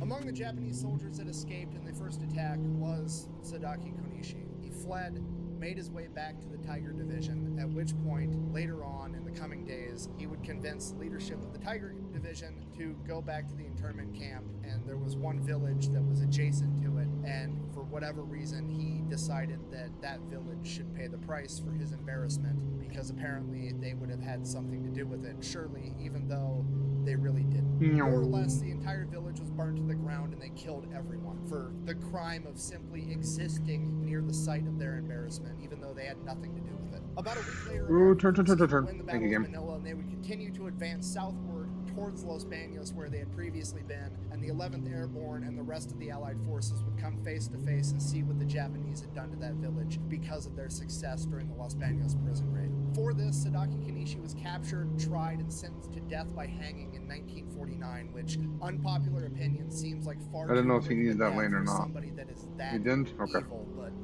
I don't know, maybe I'm a bad person. But the good that came out of this was that over 2,000 internees that had been tortured and starved for over 3 years would finally get to return home and live happily ever after. The Sacred 11, the naval nurses that volunteered to go and help keep all of these people alive while also living under the same conditions, were all awarded the Bronze Star and are highly regarded as heroes. The 11th Airborne Division got almost no break from the combat as they continued to finish clearing out the Philippines. The raid of Los Baños is considered to be the most perfect airborne operation that has ever been executed and is deemed as a great success. I know that's Despite highly illegal that, to do that most in real of you life, have but that's never okay. even heard of it, and there's one simple reason for that. On the very same day I as need to Los raise my truck Baños back raid, up. February 23rd, 1945, Well, this is the longest I've actually Marines gotten a car to work. If you guys fashioned look at my together a older couple of videos, drainage I've pipes flipped and my put the Audi more American than flag once. on it and hoisted it over a battlefield where they were victorious at Actually, that's Iwo not Jima. just money And to when make. I push need to came make to it stop shove, the newspapers decided to air flipping the gears when story I'm that driving had the this. cooler picture. I'm gonna be honest with you guys, I have That's absolutely no Commander idea how to Cheetah. end this video, so I'm just gonna end it with my favorite part. Fast forward to 1998. 43 years later, there's a woman by the name of There we go. Lois that gets a phone call, seemingly out of the blue. She answers it, says hello, and it's an elderly man on the other line by the name of Dwight Clark, and he says, "Are you baby Lois from Los Baños?" To which she replies, "Yes." And the next thing he says is, "Do you have scars on your face?" This man fought through the Pacific in World War II. He has probably both seen and had to do horrific things to survive. And out of all of that, it has tormented this man for the past 43 years, knowing that he may have hurt a sweet, innocent little baby. And after that time, 4 decades, he finally finds out that she did not have Went to south over 100 miles an hour. and that is probably This the game does happiest not ending like it. with the most closure that I could possibly give you. So, thank you for watching. Best way to support the channel is go buy some merch over at thefatelectrician.com. Quack bang out. This is a really long video. I need a drink. Come on, oh, dude. hey, real quick, one more thing. If you guys wanted to know more about the 11th Airborne, there's a guy that actually specializes in it by the name of Jeremy Holm. He actually helped me out with this video. He's written 3 books on the subject, and he has his own YouTube channel exclusively making content about the 11th Airborne. I'm going to have that link down below if you guys were interested. Other than that, I'm going to go get that beer now. See ya. Mr. Stanley Kingsbury, formerly General Manager of the Trans-Pacific Trading Company, ex-Chief of Police and Fire Departments of Los Baños Internment Camp. Mr. Kingsbury, would you describe in your own words your reaction to your liberation on February the 23rd? I went about my business, dressed, doing Is my truck too low for the curb? When all of a sudden I heard the sound of planes very near, looked out of my cubicle, found first 3 planes came over No. the barracks. I noticed a white sheet drop out of one. I'd read a great deal about parachutes. I'd never seen them so near me before. All of a sudden, the 9 planes. How much is this garage? Parachutes out. It just seems that the air was filled with them. At that time, 180? shooting Yeah. began. Japanese bullets were flying thick and fast. Things were pretty hot there for about a half, 3/4 of an hour. Okay, guys. In the meantime, I'll be back the in a boys second and here. men told us we'd have to evacuate. And That's one taking up that in a few message. minutes, we were on the M tracks, where we rolled out of the camp down to the shores of Laguna de Bay. That's the lake was nearby, 2 kilometers away from the camp. I imagine, Mr. Kingsbury, that you fellows at the entire United States Army was dropping on your head when they started coming. I certainly did, and I even have to pinch myself now to realize that I am merely to read, talk, and do as I please. You can do anything you want. After 1,145 days under the Emperor of Japan, you can't realize how I feel. No, sir, I can't. I understand, Mr. Chairman, that you were Okay, wounded I'm by back. stray Japanese bullets during the liberation. Well, there really isn't much to say, except bullets were flying right and left. We were so excited, we didn't know what to do, so Tell me, Mr. Chairman, what are your plans for the future? I really don't know. There's so many things I Okay. want to do that I can't make up my mind. And now I need to find my own truck. What do you So, want to do? unless there's something I No, passed, I just don't know. kidding. You mean you want to go back to the United States? I'm nice to him. Okay? No, I'll go down here. We'll go find out what this is. What? I'm nice to him, people. Right, right. Mhm. Hmm. Give you everything you want because you're a prince. Everything? No. Actually, since I'm actually See? here, Hey guys, just letting you know that Can I enter my love garage? husband so much, and I'm very nice to him. He gets treated. You're an idiot. That's funny. Next, I'd like to introduce 3 charming young ladies, 3 sisters who helped making the lonely hours much Yeah. happier. The Fernandez sisters. There were 3 little I don't need the recruitment agency. What was I thinking of here now? Truck manager. There we go.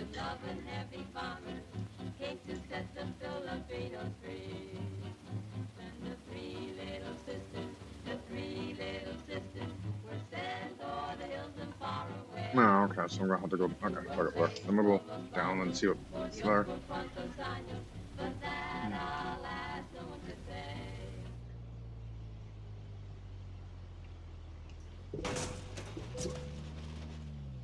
No, I'm not gonna worry about repairing the truck until I get. All right, the most decorated platoon of World War II. Today we're talking about the Battle of Lazarus Ridge. Now, can I adjust my steering speed? Not possible. 500 German paratroopers and quite possibly change the entire outcome of the Second World War, and they didn't even know it. But first, a word from our sponsor. What is happening right now?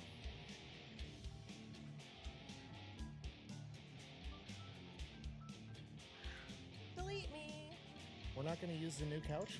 No, the small one's iconic, plus the big one hurts. I just want to be able to adjust Anyway, my what do you steering. want this thing? Couch table. Will the audience be able to see it? Yeah, I got a thing for that. Look at this. Really? A spotlight for the IRS? So there's nothing to adjust up How then. do you? Anyways, Delete Me, super straightforward business. You give them money, they turn around and they make sure the data brokers aren't selling your personal information on the internet. No. So here's how this happens. Pretty much anytime you use a free app or I internet just want service, to that adjust app or speed. service isn't Not actually possible. free. What they're doing is they're harvesting your personal Someone tells me information, pull and up. they turn around Try and sell it button to one. data brokers, and then the data brokers sell it to anybody that has money. The good news is these data brokers are legally required to There stop we selling go. your personal information if you formally ask them to. The problem is there's a bunch of different data brokers, and they all have a different process for you to formally request that they quit selling your information. That's where Delete Me comes in. So is Delete Me it- monitors all the biggest data brokers for your Yeah, personal I'll turn it information, and up as soon as and it see if comes up that's for sale, better. they automatically write in and have them take it down as soon as possible. And then as long as you're subscribed to Delete Me, they will continue to monitor, checking and rechecking for your personal information at these data brokers over and over and over again to make sure if they do ever come in contact with your data again, they have to delete it again. So if that's something you'd be interested in, I will have a link and a discount code down below. Let's get back to the video.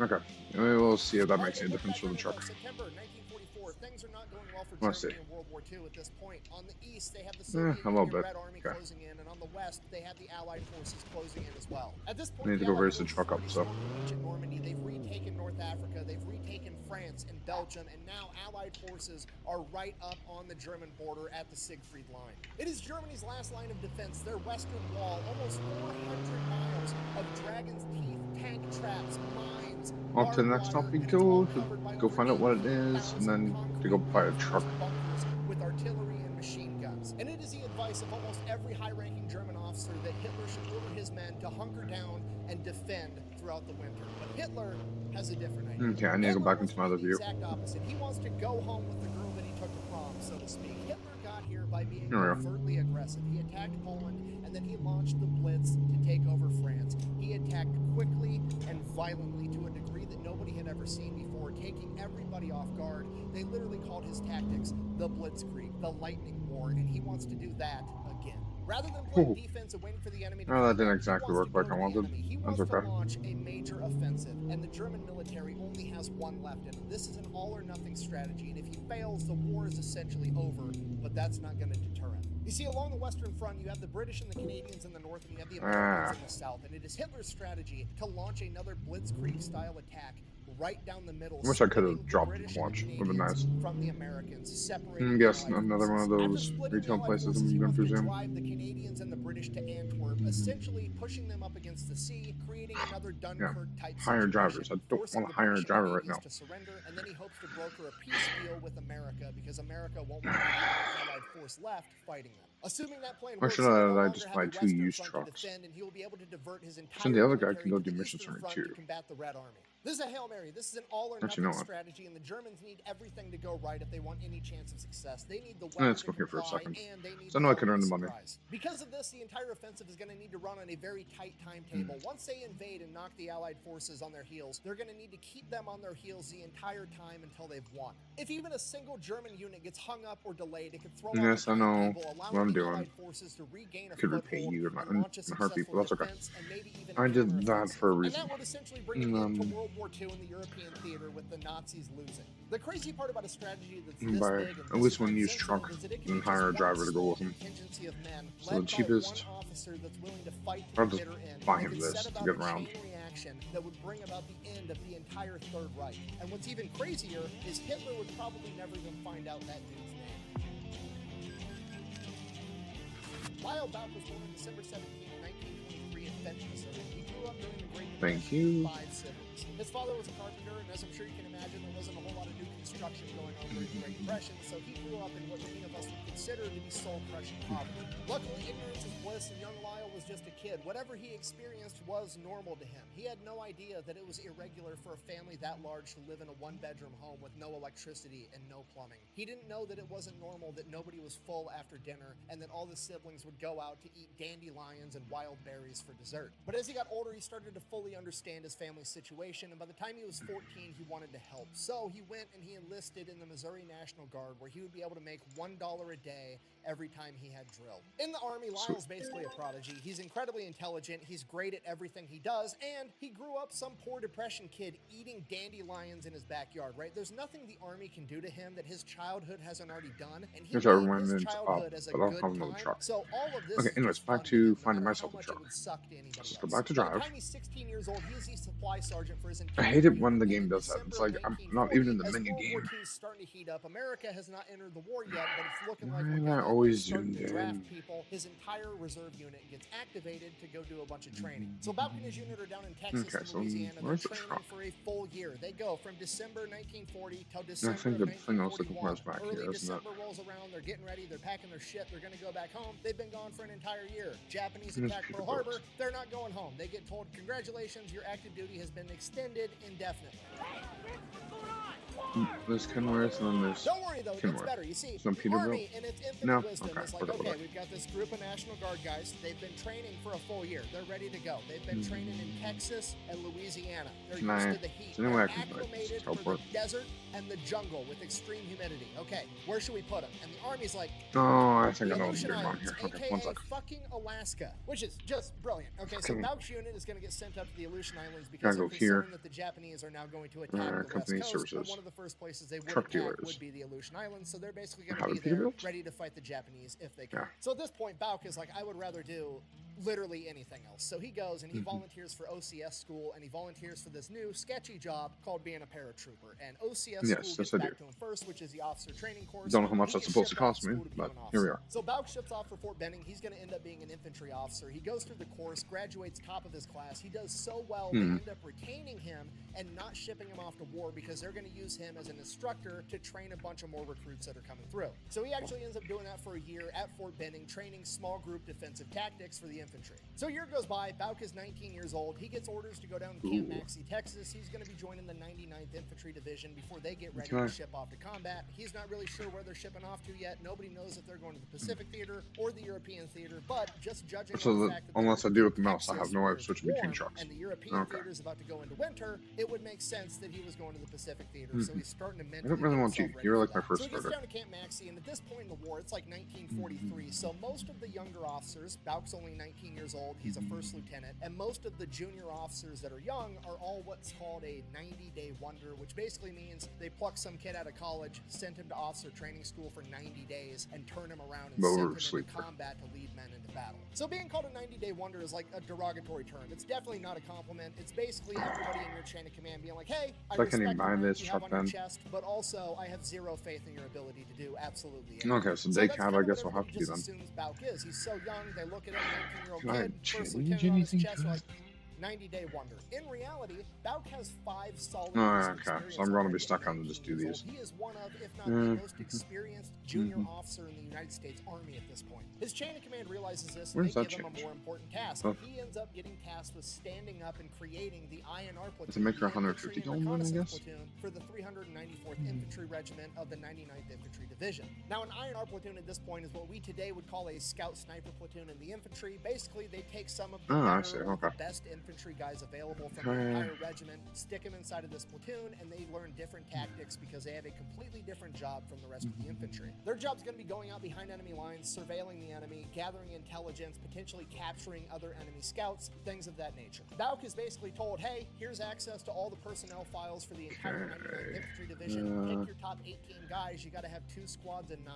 So he immediately goes through all the personnel records, starts picking guys out. His criteria is you have to be either a high school graduate or currently going to college. You have to have an IQ of 110 or higher. You have to be a qualified expert marksman with the M1 Grand, and you have to be physically fit. So he goes, he gets like a list of like 50 names, goes around talking to everybody, gets a bunch of volunteers. He ends up having 21 volunteers, but he only needs 18 men. So he has this little miniature selection process. 3 of the men fall out. He's got his crew of 18. And from here, Bauk uses the rest of the time. You know, I need to go get around to getting like paint packs. 18 guys. Remember, he was an infantry instructor at Fort Benning for a year. This guy knows how to train people, and now he is overly committed to 18 people specifically. He makes them do the hardest obstacle course at Camp Maxey every single morning. By the time they get done with training and get shipped off, Blue Rhapsody. This group of 18 is an excellent team, and they are in phenomenal shape. And then one day they just get told, hey, pack your shit, head to the train yard, you're shipping off to war. They don't even tell these guys where they're going. Now at this point, you gotta remember, it's like late 1944. The Allied forces are dominating over in Europe. The German army's on its last leg. They've got the Germans pretty much pushed all the way back into Germany, and they're just manning the Siegfried line. Okay, so everybody's kind of hoping they're going to Europe. I'm sorry guys, this is taking a bit. I just don't really know what to pick.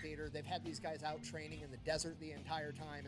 It's just obvious they're going to send them over to that tropical environment, and they're going to have to go toe-to-toe with the Japanese, which is horrifying. So they all get to the train yard. Nobody tells them shit. They still don't know where they're going. Everybody's just kind of like, we're going to go back up here.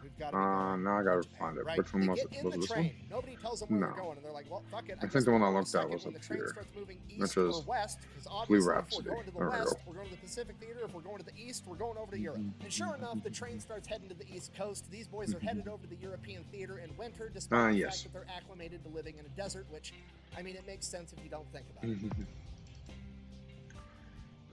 So the 99th Infantry Division. When we're done with my current truck, I'll send it over here. The entire Siegfried line on the Allied side is pretty sparsely defended. They're not anticipating the Germans are going to launch a counteroffensive and attack, so they're just kind of spread out, maintaining the area. They're going to let winter do some of the work for them because it's November in 1944. Let the Germans go in there, freeze their ass off. The Red Army's attacking them from the other front. Like, let's just wait a minute and chill is more or less a strategy. So a lot of the infantry guys on that front aren't doing a whole lot other than just securing that front line. But Bauk and the INR platoon are scouts. They're going to be going ahead and they're going to be actually scouting out the Siegfried line. They're going to be making maps, getting spots of where all should be the one truck I'll probably have forever. All the minefields, gathering all the intel, and trying to capture German scouts and intelligence along the way. Now, because the INR platoon is going to be sneaking up on the enemy front lines trying to gather reconnaissance, their job is a little bit more dangerous. So Bauk wants to give him and his men the best firepower they can possibly get. So he goes out so the whole lot, that's the engineers and asks them to make some modifications to the INR platoon's M1 carbines. Okay.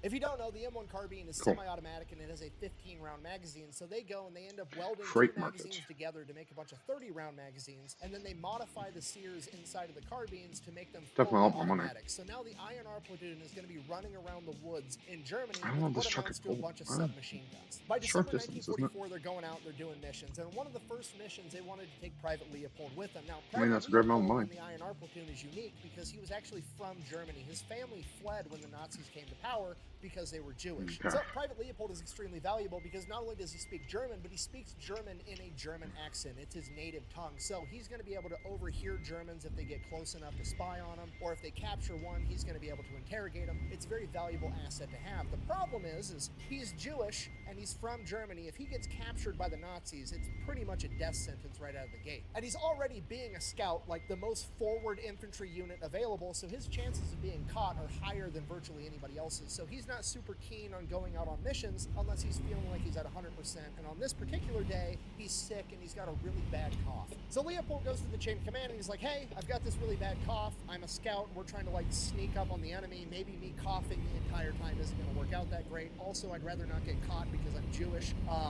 What do you think? Can I sit this mission out? The chain of command's like, I mean, you speak German, right? You'll cough in a German accent. It'll be fine. I have some further drive for that. Which that's okay. So once we get to the low knock, I'm going to have a smoke, and then we'll continue this. He starts coughing the entire time. Bauk is like, Leopold, shut the fuck up. Start eating snow. So Leopold spends the entire mission just eating snow to calm his throat down so he's not coughing. Ends up working great. This is like their first mission out together, and they come across a dead German soldier's body. At first, they're worried that it's a booby trap, so they sit there, they watch it for a while. There's no movement anywhere around it, so it's probably not an ambush, and then they sneak up on it, and they tie a rope around the ankle of the body, and then get as far Isn't away it as just they like it can happens in before real life? pulling Get it ready like to go 6 to fucking 8 grab feet something, just to make sure it's a not bite booby to, trapped like your food to eat, and it's just like, off we go. So they go, they search the body, they find an ID card, they find out what unit this guy's from, and they find some other intel on him. This is the first successful mission of the Iron Army. A couple days after that, they go on another patrol. They end up running into a German patrol, and they immediately outgun them using their modified M1 carbines, and they end up wiping out the entire German patrol. So things are going great. The Iron Army platoon is performing exactly I don't have to worry about speed limits right now, so we're going to get down there. They're doing their job. They're getting it done. That's how it makes What me does the wonder. military do when things aren't broken? That's right. Is there a fix gas them station with some anyways. down You know there? what would be cool if the INR platoon, the intelligence and reconnaissance platoon, rather than going out and gathering fuck, I got a long ways to go, intelligence don't and I? performing reconnaissance, what if we set them up in Yeah. static fighting positions? This is and where I have to ordered them go. hold a Is there any way I point could just, like, every teleport other to it? infantry company on the planet? It's a great idea, right? It's a terrible idea. So December 10th, Bauk's commanding officer rolls up and is like, hey, get in the Jeep. He drives Bauk out, and he drives him to this little tiny village of like 15 houses and a cafe called Lazareth. And Lazareth has this main road running right through the top of it. Inside of Lazareth, there's like 50 anti-tank let's get this one. soldiers. We got a long way to go. 4 forward observers, you know, the guys that call in the artillery. And then right on the other side of the town, there's this ridge with a wood line. And the commander's like, hey, I want you and your 18 guys to go ahead and hold this ridge on this wood line. We can't lose this town. Oh, that was one button. To attack because this I did not mean to hold the that. best route for a bunch of tanks to come storming through. So Bauk and the INR Alrighty, note to self. That's not the button I meant to hit. It's not really their job. They don't have the training, and when you don't have the training, you get to do the most terrifying thing in the military. You get to wing it, and Bauk is going to do just that. So obviously they're about to start stealing shit. Strategically transferring equipment to an alternate location. The finest merchandise this side of the River Jones on sale today. Come on down. And the best way to go about that this time is to not actually steal it, it's actually to trade stuff that they've already stolen. Acquired. You see, because the Iron Army platoon was one of the only units actually... Okay, well, I figured out how to reset my mirror. Okay. Scouts, they were also some of the only men on the Western Front at this point in time that had gathered memorabilia, if you will. And let's face it, everybody wants to get I forgot that right? does that. Supply sergeants, so Bauk gathers up all their memorabilia, goes out to the supply I don't know which sergeants, one he ends was... up trading it, he ends up getting several Browning automatic rifles, a 30 caliber Oh, I machine see. gun, and then he ends Why up does trading that? some Okay. pretty substantial pieces of memorabilia and gets a Jeep that he then convinces the mechanics to weld tank plate armor onto and mount a... I have no idea what that's turned on. I can't tell on the dash. So the IRR Let's switch that's doing. Okay, whatever. There was a unit that was already there that had already dug foxholes, but their foxholes kind of sucked. They weren't very Yeah, I deep, found cruise so the control. IRR did Sweet. some work. They dig the foxholes way deeper. They go out in the woods and they cut down a bunch of 4 to 5 inch thick trees. They build it up on top and they cover the foxholes with wood as well. They camouflage the holy hell out of everything. They even dig a foxhole for the Jeep with a ramp to drive down into, so it has its own fortified fighting position. So while that's going on, Bauk goes down into town in Lazareth. He wants to figure out everything that's going on. He wants to talk with the FOs, talk with the anti-tank guys, just get everything under control and know what's going on, right? He gets there, kind of a giant shit show. They've clearly been here for a while, and there's not a whole lot going on. There's a family in town called the Schur family, and they're actually making hot food for all the Americans in exchange for chocolate and cigarettes. Now, the Schur family has already got their 25-year-old daughter sleeping in bed with the parents just so she stays away from all the American soldiers, and all the American soldiers have made her 16-year-old brother Adolf basically their mascot. He now speaks English, but only profanity. So with that, he goes back up to camp in his fortified fighting position, and they just kind of... Basically 80 miles an hour. That's not bad. Making sure that the Germans don't attack, essentially, freezing their ass off. They've got a little heating shack. They're taking turns, rotating in and out, warming up, sleeping, eating food, and this goes on for a couple of days. By December 13th, this new guy rolls into town. Some Belgian guy acting kind of weird, so they, stop him. They talk to him. They're like, what are you doing? And he's like, I'm bringing my cousin some shoes. And they're like, right, that's a fucking spy. And they're like debating on what to do with this guy.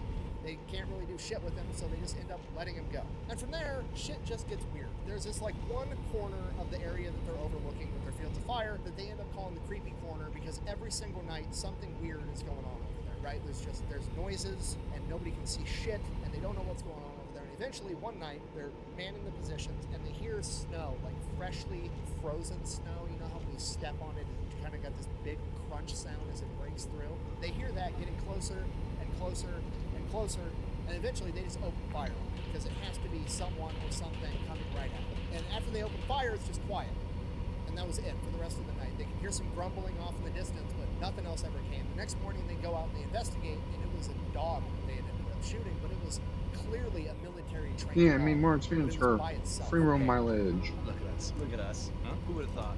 I'm gonna go through my So gas that's so quickly, weird. keeping my And then foot the down on this. adventure further past that, like 150, I 200 did yards, not realize I was and there's, supposed to take like, that ski turn. tracks all over the place. Because, you know, So, like, what the doesn't tell you when you need to turn fuck is lines. going on? So then the whole day goes by. I guess it's probably a everything's setting I could kinda change, normal. but hey. A Jeep shows up to resupply them with more food, and this time around, they all got a liquor ration, which is like immediately a red flag. Like they're only giving out liquor rations when they're about to ask us to do some dumb shit or something horrible is about to happen. Okay, it's like getting a steak and lobster dinner. It's gonna happen right before somebody's about to die.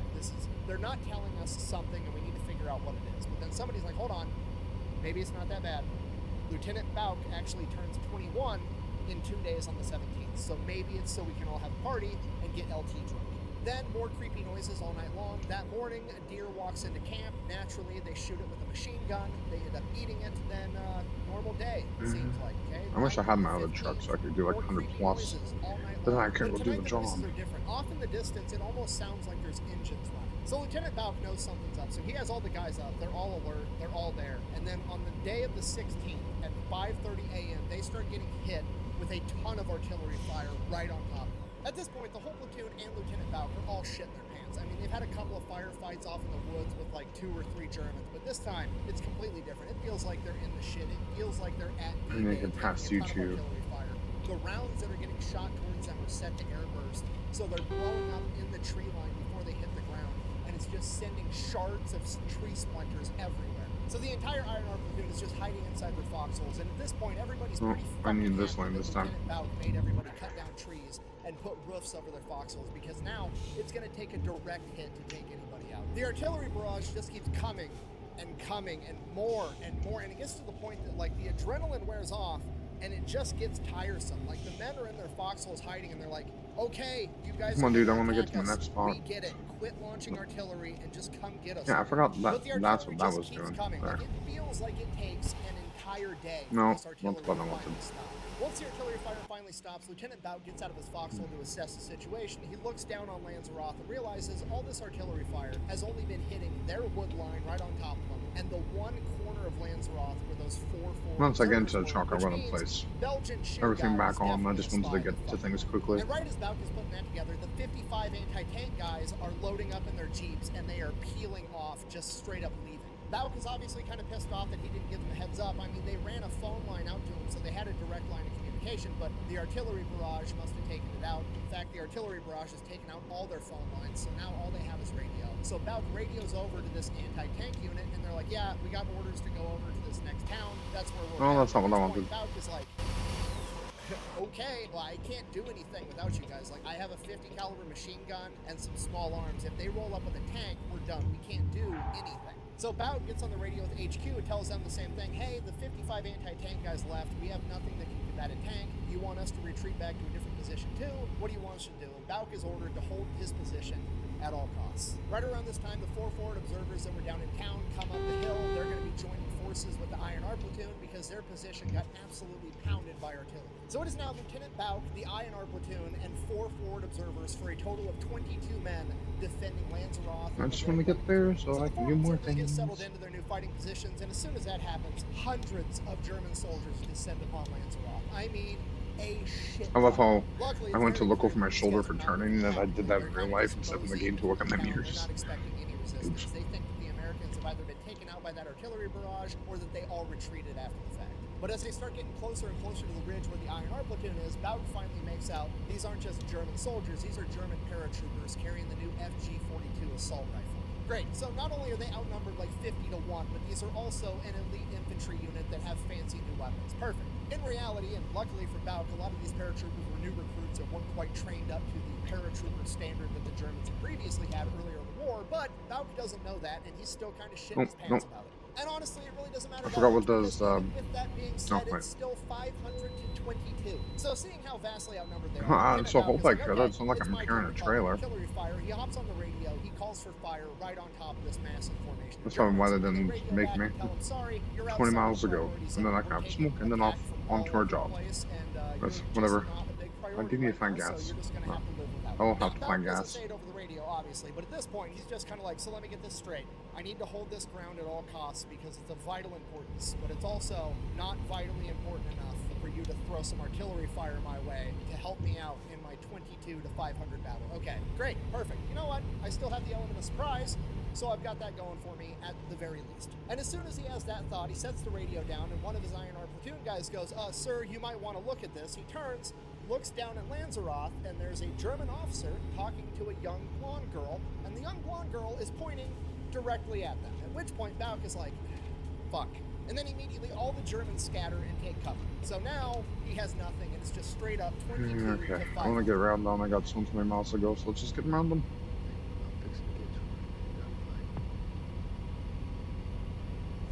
Moments later, the Germans just bum rush the hill that the INR platoon were on top of. About midway up this hill, there's this barbed wire fence. They didn't put it up, it'd been there forever. But none of the Germans even make it there. The INR platoon is just picking them off one by one. Remember, every single one of them is an expert marksman. And these guys are just out in the open, running up a hill. They don't stand a chance. The INR platoon ends up driving the Germans back. Obviously, they fall So why are you back, taking me they this way? regroup. So Balk just is I going could from just taken down foxhole to that foxhole, street. redistributing ammunition, checking on all of his guys. Because then I could just Everybody's have okay. gone straight They've and somehow repelled had the first wave. back The walk a bit, Germans, but that's they're okay. probably gonna get flanked now. There's nobody out there. If they get After this flanked, job, they're screwed. I'll At this point, call feels it like for the they've been night. awake for 3 days, Or at but least in reality, doing it's this. only like I'm gonna 9 see if o'clock Call of in the Duty maybe morning. works Like I after said, this. they're just sitting there waiting for this flank to come. They're just gonna fight till the bitter end. That's all they can really do. And they sit there and they wait and they wait. And minutes turn into hours, and then the Germans launch another attack at 11 a.m., but they're not flanking them. They're using the same strategy. They're just running up the hill, trying to run through machine gun fire like it's World War I. At this point, Balk is like, well, this is fantastic news. Finally, somebody's given me and the INR platoon a break, and it turns out it's the enemy. So they mow them down again, push them back again. Shortly after that, a couple of Germans approach under a white flag. Balk goes up there to meet them. The Germans just want to be able to scoop up some of their dead and wounded off the side of this ridge. And Balk is like, sure, go ahead, you do that, we won't fire on you, go ahead, get your guys. Balk retreats, hoping that when he's captured, they're gonna extend him the same goodwill. So the medics come out, they scoop up all the medics under the hill, the INR platoon lets them do it, just as Balk said they would. Everything's fine and dandy, and Balk is kind of thinking to himself, like, all right, I have the high ground, I have fortified machine gun positions. They've figured it out after the first 2 runs. They're definitely not gonna try a full frontal assault where I have the high ground again. Don't try it. High ground. But the German stormtroopers, I mean the paratroopers, are like, You underestimate my power. at 1 p.m., they launch a full frontal assault for a 3rd time. And predictably so, they got the exact same results they got the first 2 times. The INR platoon guys described it as shooting clay pigeons at the state fair. Grab that man. High ground.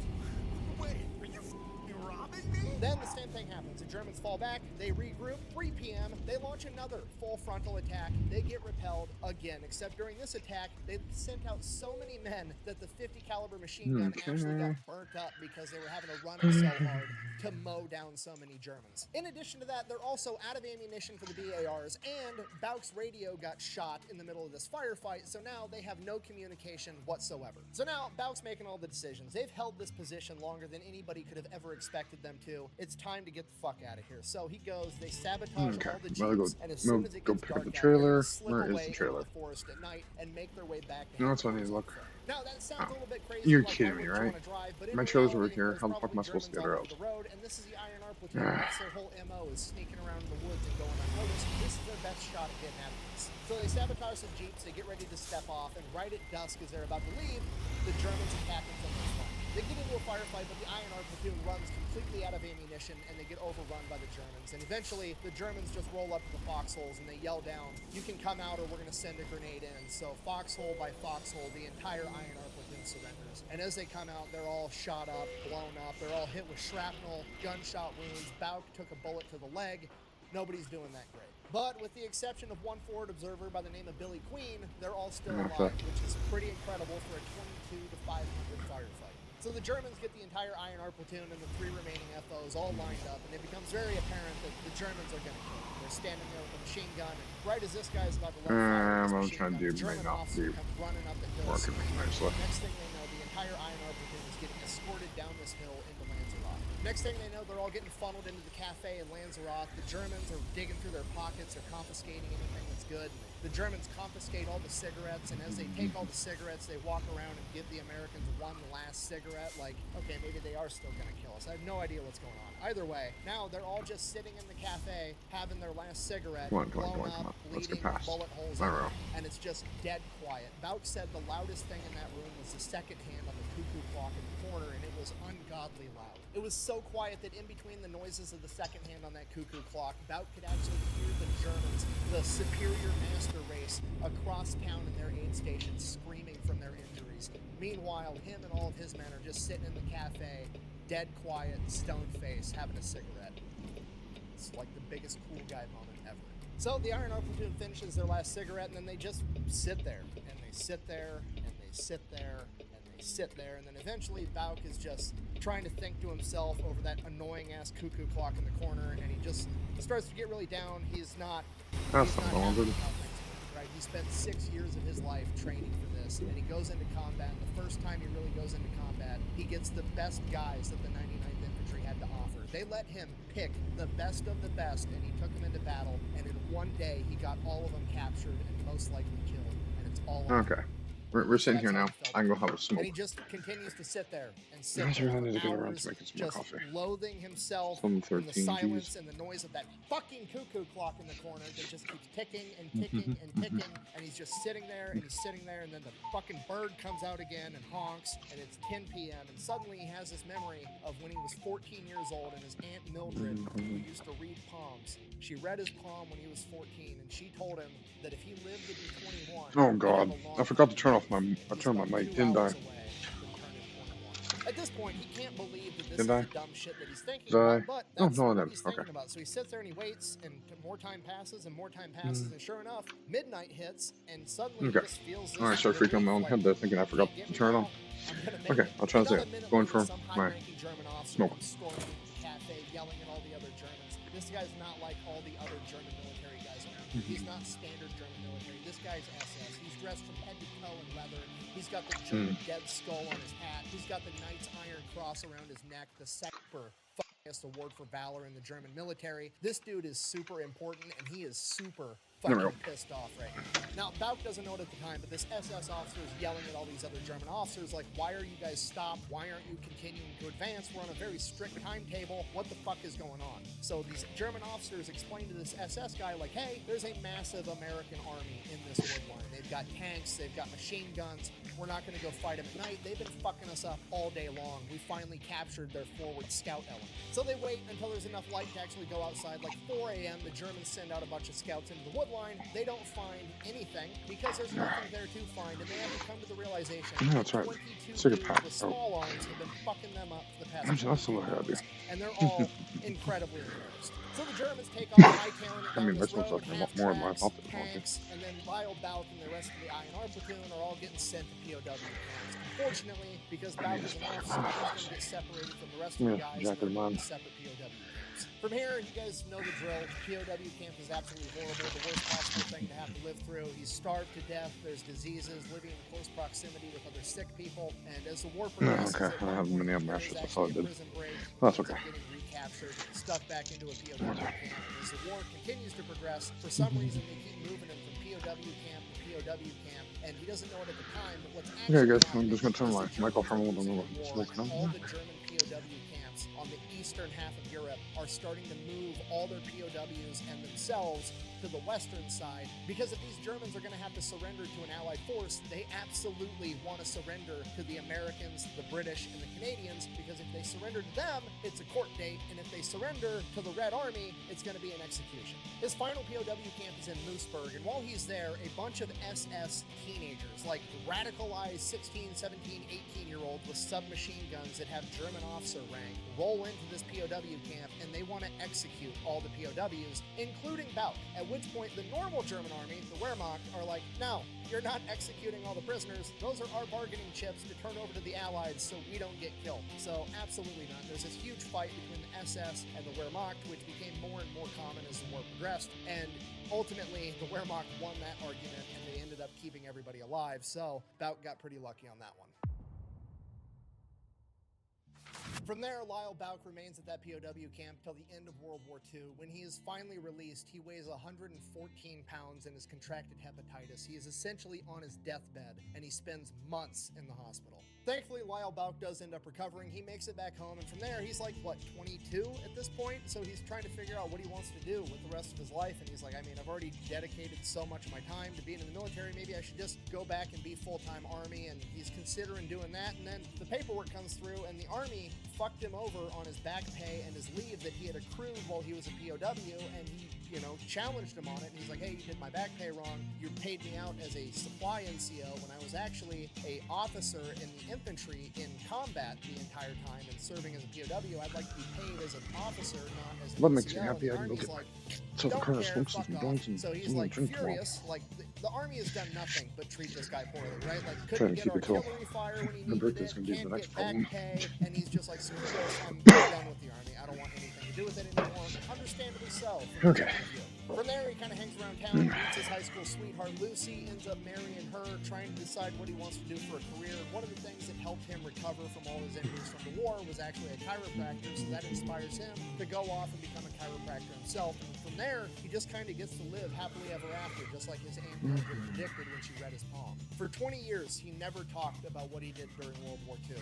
Why would he? He thought he was a failure. He thought that he got given the chance to assemble the best men the 99th Infantry Division had to offer, and he led them into battle and got them captured and served out the majority of his time in theater as a prisoner of war. It was nothing to brag about, or at least that's how he felt. So he never really talked about it. And then one day in 1965, he got a letter from one of his men. After 20 years, the United States government was finally putting out extensive volumes of what happened during World War II. And one of the volumes was dedicated to this major German offensive in Back off to our next trip. December How long 6th, have I got this? 1944 specifically, Only an called hour and the a half. Battle of the Bulge. Adolf Hitler had Does ordered not feel a like, oh yeah, massive because I was playing that. Blitzkrieg-style That's offensive why that where doesn't they make were sense. going to Okay, off we split go. the American and British forces in half by seizing Antwerp, cutting off the supplies, crushing the British and the Canadians, and forcing the Americans to sign a peace treaty. In order for this plan to have any success, it was critical that they had the element of surprise, and because of that, German High Command in the days leading up to the Battle of the Bulge offensive ordered that none of the German scouts were to go out without a German scout dog that was specifically trained to lead the scouts by 100 yards. That way, none of them got caught, because if a single scout got caught and got interrogated, I really and thought gave I was going away to go his battle faster. strategy, it would Note to ruin self, the this is entire probably thing. too heavy for it. That's the dog that they shot on December 13th. And that You guys can also always feel free to explains skip all ahead the if you ski want. marks and everything else hundreds of yards behind the dog. The artillery barrage that they survived before the paratroopers attacked, that was the largest artillery barrage in World War II, with over 1,600 artillery pieces firing on the American front for over 90 minutes. That pissed off SS officer that showed up at the cafe at midnight, that was Johann Piper, the commander of the 1st Panzer Division. The 1st Panzer Division I thought that was left the lane lead goes out. element of the 6th Panzer Army, which at this point in time was Germany's premier armored unit that was hand-selected by Hitler himself to have the most important role of the entire military operation. The 6th Panzer Army, being comprised of almost 5,000 men and 600 vehicles, tanks, and armored half-tracks, was supposed to be the first element to cross the River Meuse and head straight to Antwerp to cut the Allied forces in half. They were the spearhead of this entire offensive, and Johann Piper's 1st Panzer Division was the tip of that spear. And the reason he was so pissed off that night This was will be the last because mission for the today. paratroopers getting stopped Or at by least for now. I might make another thing, but I want to learn how to edit my that he was videos. stuck in, and he was 18 hours behind schedule.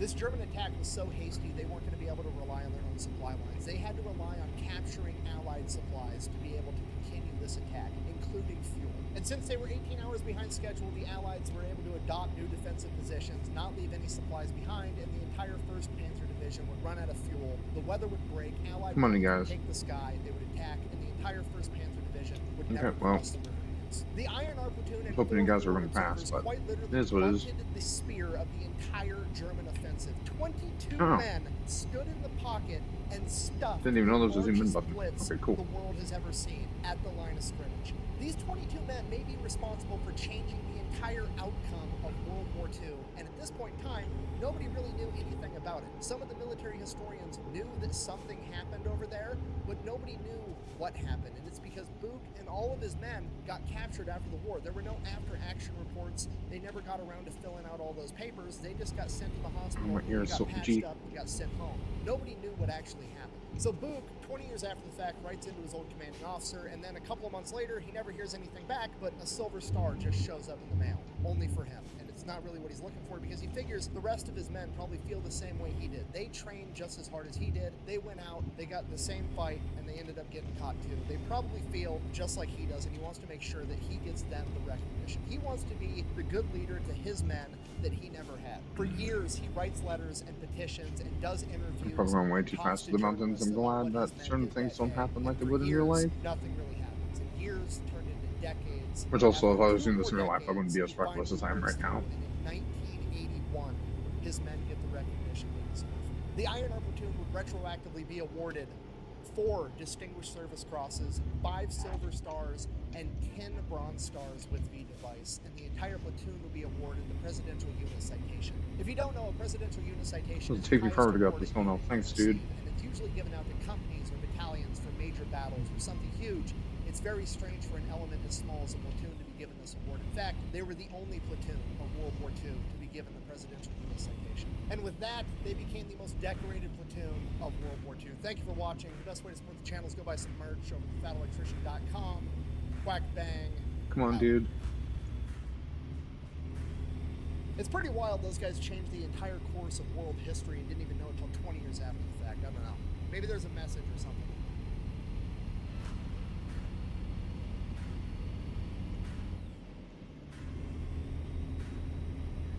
Well, I felt failed. What? Well, it was in the hands of the enemy. I just thought I should have done something better and didn't. Felt what I did was a failure.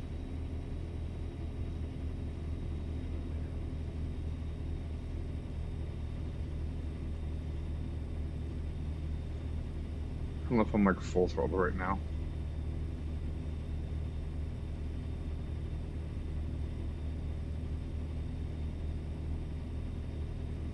Before you ask, yes, this is in fact the guy that Brad Pitt's character in the movie Fury is based off of, and yes, the nickname War Daddy was real.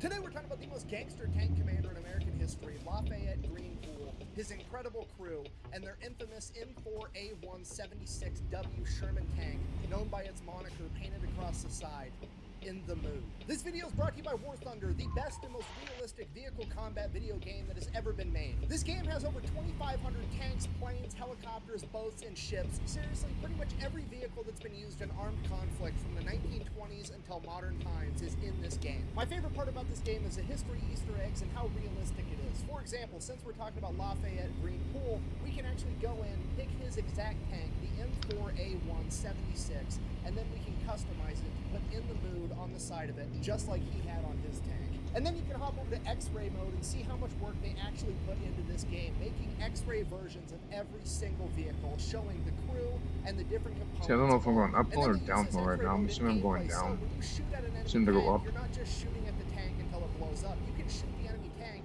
and disable the tracks. You can take out the engine.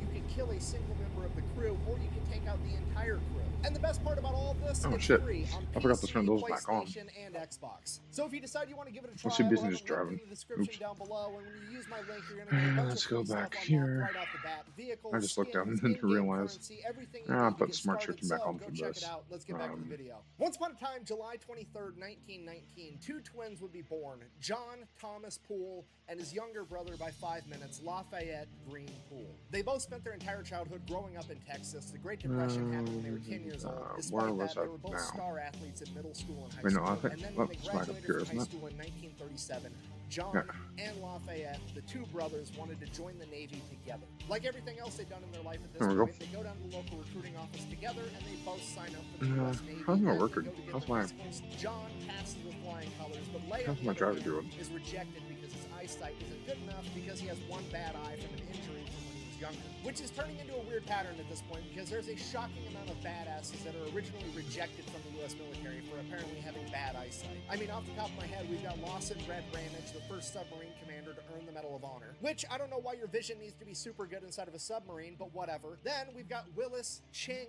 Lee, literally an Olympic sniper that was the greatest battleship commander of all time, that after He had won the Okay, Olympics cool. for Anyways, sharpshooting, was sorry told about that that, you his guys. vision Let's wasn't go. good enough. And then, of course, we have Jay Zemer, Medal of Honor recipient, the pilot of the most decorated air crew in U.S. history that was also rejected because his vision wasn't good enough. And now we have Lafayette Greenpool, the greatest American tanker of all time, also being rejected because his vision just isn't quite good enough. Now, that being said, here's where Pool's just a little bit different from those other heroes. He's trying to join in 1937. World War II has not kicked off yet, so he's not overly motivated to join the military. So, unlike the other three, he does not cheat on his eye exam to get in. He decides that he's just going to go off to college and become an engineer. So that's what happens. John ships off to go get trained for the Navy. Lay decides he's going to stay around town. He helps his parents out on the farm. He goes off to college to become an engineer. And he also decides that he's going to start boxing to earn some extra money on the side. And over the course of the next 3 years, he never loses a single match because he is an incredibly talented boxer. Then, September 16th, 1940, America decides to reinstitute the draft. Oh, we'll see if cruise control stays in. Because of this, Lay decides that he's going to try to join the military again, but he's concerned that the Navy still has records of him failing his vision test from a couple of years ago. So, instead, this time he goes to an Army recruiter, gets signed up, goes to the physical, and this time he does what all great American heroes do.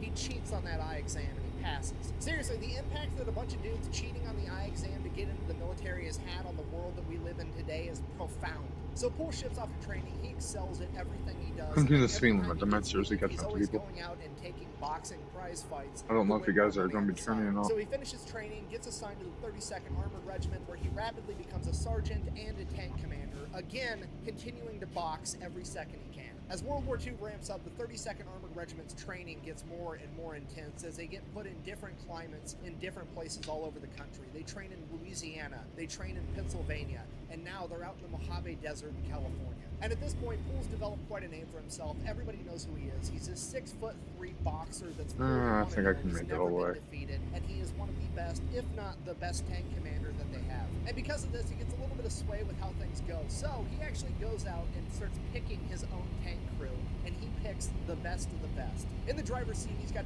24-year-old Private First Class Wilbert Richards, a.k.a. Baby, a nickname that he got when the crew was out for dinner one night at a diner, and the waitress looked at him and said, "I didn't think they let babies join the Army." Despite having a baby face, Poole said that he was the best tank driver in all of World War II. He was so good that he could parallel park a Sherman tank in the middle of downtown New York during rush hour traffic.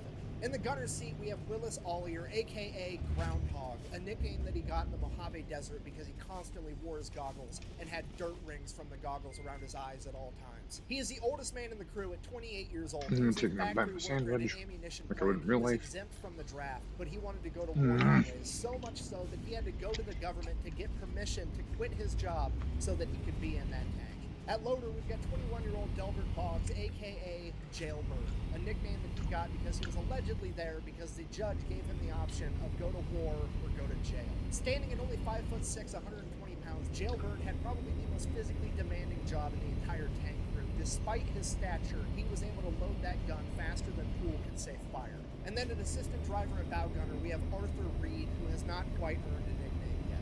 The crew then decided that their fearless leader needed a nickname too. Poole was already becoming a legend. He was an undefeated boxer. He was one of the best tank too much traffic around for my liking. And he made sure that everybody in his crew was squared away and taken care of at all times. He took complete responsibility for them. He was just like their dad, and for that reason, they gave him one of the coolest nicknames ever, and the same one from the movie Fury, War Daddy.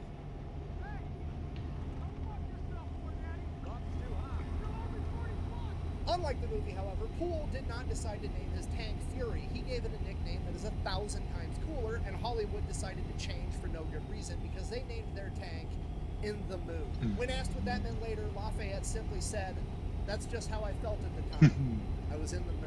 So we've got the crew, we've got the tank, everybody has a cool nickname, it's time to get ready for war. They start training together super hard and become one cohesive unit. At this point, Poole, who's still been going out boxing every chance he can, ends up joining the Golden Gloves tournament, and he actually ends up winning and becoming a Golden Gloves champion, which qualifies him for the national tournament in Chicago. At this point, the Army is willing to let him take leave and go participate in this national tournament because it looks really, really good for the U.S. military. Don't know why he cut me off for. An active duty sergeant that's a tank commander that's winning national titles for boxing. Poole, however, decides against it because he has his crew, he has his tank, and he's not going to let them go off to war without him. So he decides to forego his dream of becoming a national Golden Glove boxing champion and instead goes off to war. Because of that, he is then offered a slot as an officer, which he also refuses because he doesn't want to leave his crew. He decides that he's going to keep being an NCO so he can be a tank commander and go out with his guys. Shortly after that, they would all ship off to England in 1943. No, I just sort of back Once into they get to England, they just keep cruise training, moment. getting ready, waiting for orders, and then in April 1944, a famous boxer by the name of Joe Louis, aka the Brown Bomber, comes over for a morale mission where he's going to box with some of the troops, you know, get everybody ready for war, get them hyped up, doing something cool, and guess who gets slotted to fight him? Yeah, Lafayette Poole boxes Joe Louis 2 months before D-Day. And if you don't know who Joe Louis is, he's literally one of the greatest boxers in the history of the world. This dude has 69 wins with 52 knockouts. He has one of the longest title runs ever. He is on a different level than Lafayette Greenpool, for sure. Despite that, everybody's hyped. The entire regiment is going to show up to watch War Daddy go toe-to-toe with the Brown Bomber, and it's going to be the coolest thing that's ever happened. So they have this boxing match, and you have to understand, this is a recipe for disaster, because Joe Louis is just over here trying to do the right thing, hope for more effort, raise morale of the troops before they go off into battle. You know, he's being really cool about this whole thing. He's going from unit to unit, and he's boxing a new army guy every night for like months straight. So I mean, this is nothing more than a glorified sparring match to him. He's not going in there trying to actually hurt the army guy. Hopefully the army guy's not going on to hurt him. He's just going out there to put on a show. Poole, on the other hand, remember, just gave up his dream for a national title in boxing so that he could go to war, and now the world heavyweight champion is there and he gets to box him. So in the back of his mind, there's got to be a part of him that's just like, I mean, maybe I can take this guy. So Poole goes in there obviously wanting a real fight, and that's exactly what he got. The match starts, Joe Louis goes in there, he's dancing around, he's pulling his punches, he's putting on a show, he's being super nice to Poole, and then the first chance Poole got, he threw a hard punch and just cracked Joe Louis, allegedly stumbled him a little bit, and then Joe Louis tied up with Poole and whispered in his ear, I'm going to teach you a big lesson. The ref then broke him apart, and Joe Louis proceeded to beat the shit out of Poole in front of the entire regiment. Poole is later quoted as saying that he was turned any which way but loose by the Brown Bomber. Now, the silver lining is that Poole somehow managed to not get knocked out, which is an achievement in itself going up against Joe Louis. And just so we're clear, if you're not familiar with combat sports, Joe Louis is absolutely not being a dick right now. This is 100% expected. This is how everybody acts in that situation. And Lafayette Poole knew that's how this would go down the minute he decided to crack him, because he had like 40-plus boxing matches. He knew what he was getting into. He got exactly what he was looking for. Oh, and okay. it's absolutely hilarious. And that's how I do matches. It is actually way cooler to say I got in a legitimate fight with Joe Louis and survived, even though I got my ass beat, than it is to say I had a glorified sparring match with Joe Louis one time. And pretty much everybody else agrees, and this serves to grow Poole's reputation even more. Fast forward 2 months, June 23rd, 1944, War Daddy and his crew would arrive at the beaches of Normandy 2 weeks after D-Day. For the next 5 days, they would make their way to the front lines, following the trail of destruction left by the Allied forces before them. And on the 6th day, June 29th, 1944, they would go out on their first mission, attempting to drive the enemy further back. Using a combination of tanks and infantry, they would drive off the main road through crop fields, and they would cut through the different fields, and each field was divided by this thin row of trees and bushes that was called a hedgerow. As they go through field after field and have the tanks drive through hedgerow after hedgerow, making a path for the infantry, they would come through another hedgerow where seemingly nothing was any different. As they continued to advance through the field, as soon as they reached the midway point, the 2 corners of the hedgerow they were in up ahead of them would open fire. They had walked directly into what in the fuck? What was that for, bud? As they began taking fire from anti-tank guns, machine guns, and Panzerfaust, or tank punchers, which were an early German rocket launcher designed to take out Allied tanks. The Germans were so well camouflaged. I don't understand why the guy had to turn right to cut me off. That was an accident that didn't need to happen. The Germans firing at them first. Good old AIs. Began to return fire. In the mood was struck by a Panzerfaust, but it was deflected off of its armor because they were too far away when they fired it. And then a second, and then a third, and then a fourth. In the moon had been hit with 4 tank fists and survived. If I can catch up to them, I'm gonna go around them. That's not what this is. To drive forward to push through the ambush, but as they closed the distance between them and the German anti-tank unit, they came into the effective. I mean, 2% damage. That's not too bad. In the mood, and 17 other M4s would be hit and knocked out. As Poole ordered his crew to bail out, he would come to the realization that his bow gunner and assistant driver Arthur Reed had been killed in action on impact. With so many tanks knocked out, the entire unit was forced to retreat, and in a matter of minutes, Bull's entire battalion had lost 25% of its men, 177 soldiers, and 18 tanks. So Bull's unit falls back to the rear, and they begin consolidating, figuring out You know, how many those people rest are died, there. how many tanks But they lost, refitting, getting reinforcements. I'm almost to my getting destination, everything so I'm done. not Bull worried. receives word that his tank, while it was knocked out, is salvageable, and it's going to be up and running in a couple of weeks. At this point,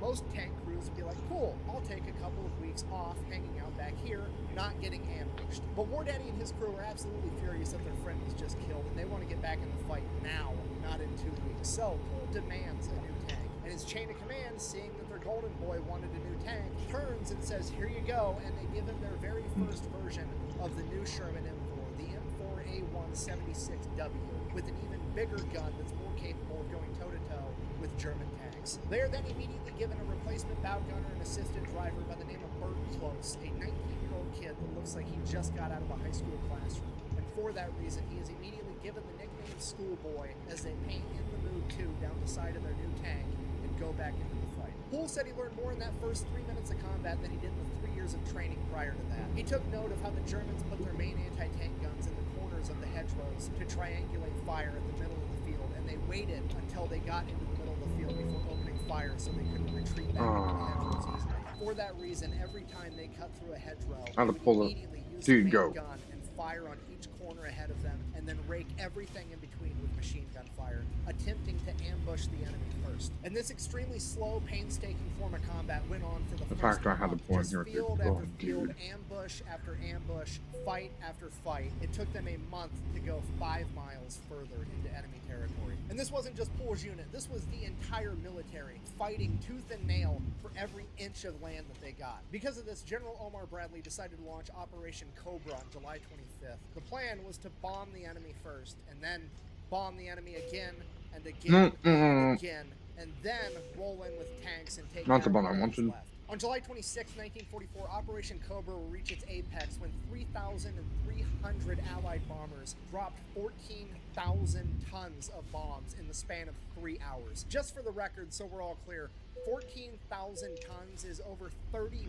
million pounds in 3 hours. With all the bombings breaking down the enemy line, the combat pace really picked up as In the Mood started traveling miles a day instead of miles a month. During that time, In the Mood 2 would come toe-to-toe with its first German Panther tank, and it would take it out in a single shot with its new and improved 76 headphones are finally millimeter done. cannon. From that moment on, War Daddy, his crew, and In the Mood 2 led point on pretty much every single mission his unit ran, and he was driving the enemy back as fast as humanly possible. In the following days, it became pretty apparent to pretty much everybody that War Daddy and In the Mood 2 were in fact the main characters of this story, as he began sitting up Which is higher actually and kind of nice higher in his timing commander's considering the position on factor. tank. Pretty soon, the other tankers began to describe it as he was sitting so high up on the tank that it looked like he was riding it like a bull, showing off his cowboy boots. Over the next several weeks, they put so I'll be many getting miles gas on till I In the drop Mood off the 2 trailer, and then my drove guy can through go to so sleep many and shit. hedgerows that they wore out the engine and it needed to be replaced. And at this point, Poole, being who he is like, I'm not waiting for that thing to get fixed, just give me another tank so I can keep fighting. And the chain of command is like, actually, that's perfect because now your original tank is fixed, so you can just have that one back. No! God! Poole immediately is like, no, absolutely not. It's older, it's Hell, I didn't realize I the gun would've is killed that smaller, poor and most son of a bitch. importantly, my friend died in the assistant driver's seat, and I don't want to look at Good, that. I don't for have to the be rest of behind this you. war. I'm not taking You almost that got me tank. killed, He was then motherfucker. given a direct order to take the tank, to which he's like, okay, fine. He then orders the rest of his crew to go over to In the Mood 2 and observe it getting fixed by the mechanics and having a new motor put in it, which is weird because they're not getting that tank back anyways, so why on earth is he doing that? In reality, he just wanted to make sure that his crew was somewhere so they couldn't get blamed with what he's about to do. So he goes over by himself, picks up his new tank, and then proceeds to immediately drive it directly into a lake. I mean, technically, we don't know that for sure. The only official documentation as to what happened fucking to this course. tank is from the maintenance crew, and it says, and I quote, the vehicle was believed to have been driven into a lake. And at this point, the chain of command is just like, okay, well, I mean, let's, hold on. This is the golden boy. I don't want to get rid of him. Hear me out. He did just save a tank the other day that we were going to lose. He ran in front of a bunch of machine gun fire and got that tank back. So, now that he threw this tank away, It's basically a net zero. I think we should just let it slide. Go ahead and give him a new M4A176W again, and we'll get him back on the front lines. And that's it. That's the whole story. They give him a new tank, and he goes back to fighting. Okay, do you understand how incredibly gangster that is? This is an entire another level. Okay, going toe-to-toe with the enemy Good old and, pool. like, doing some crazy stuff and surviving, that's one level. Going toe-to-toe with Uncle Sam about his money is a completely another level of plot armor that Hey, most for people miles can't to even go. fathom. For example, when you go to get out of the military, they make you turn in every piece of equipment they ever gave you, ever. Okay, they're gonna pull out a sheet of What's that paper saying? that's this long with a list of all of it, and it's gonna be the most ridiculous stuff on the planet. They're gonna be like, yeah, we gave you a marker tube type in 2003. What the fuck is a marker tube type? Oh, a Sharpie. You gave me a Sharpie in 2003? Okay, I'll just pay for it. How much does the government pay for Sharpies? $79.95 is what we pay for fucking Sharpies around here. And then you have to pay the government $79.95 for a Sharpie that you lost 20 years ago, otherwise it negatively impacts your credit score. The rest of us, Yeah, I know I'm going too fast in this corner game, but I guarantee this is gonna be up to and it's gonna slow me the fuck down in a moment.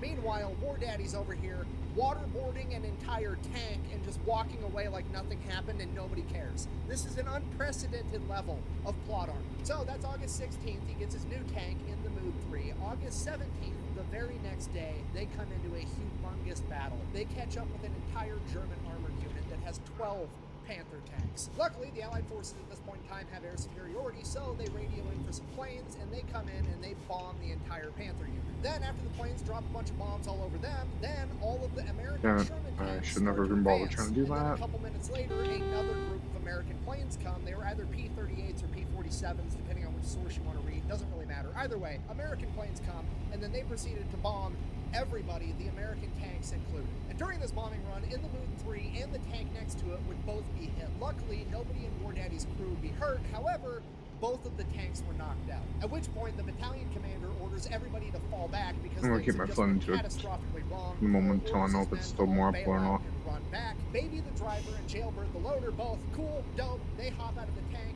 They run back. It is now Pool and Schoolboy left inside this tank. The other tank right next to it in the Mood 3 also bails out and they all run off. However, one of those crew members is hurt and they're laying on the ground. War Daddy sees this, hops out of his tank, runs over to try to save this guy, drawing all the machine gun fire from the German side on in the Mood 3. War Daddy ends up making it I over to hate this it when other I tanker and helping like to hit the save buttons him. that However, request me Bert to. Schoolboy is now pinned down underneath in the Mood 3, so he just digs in and buries himself underneath the tank, hoping that he's not hit by enemy machine gun fire or an American plane. So that's all he does. He just lays underneath the tank, kind of buries himself in the dirt, and he waits, listening to the machine gun fire bounce off his tank as he hears American bombs exploding in the background, and he just waits.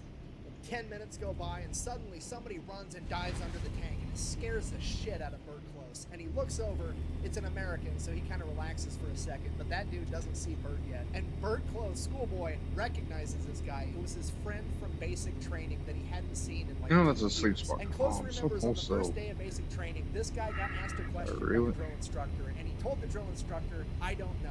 And from Dude, that you can point sleep on, after throughout you the get to our rest of their destination. I training, can that guarantee there'll be particular things drill around there because I'm instructor going to always put gas told this into you and guy, everything else. what do you know? Bearing that in mind, Schoolboy asks the guy, hey, what the hell happened? And that guy responds, I have no idea. To which Schoolboy responds the same thing the drill instructor would have responded, what do you know? And that guy whipped his head around, recognizing the voice of his friend, and they were reunited after like 2 years not seeing each other, not knowing if they were alive. They've just ran into each other in the most unfortunate circumstance on the planet, and then they Of course, just I hung gotta be out going for the uphill, next hey? hour in the middle of this firefight, catching up, because there's literally nothing else they could do, and it's the most army thing I've ever heard.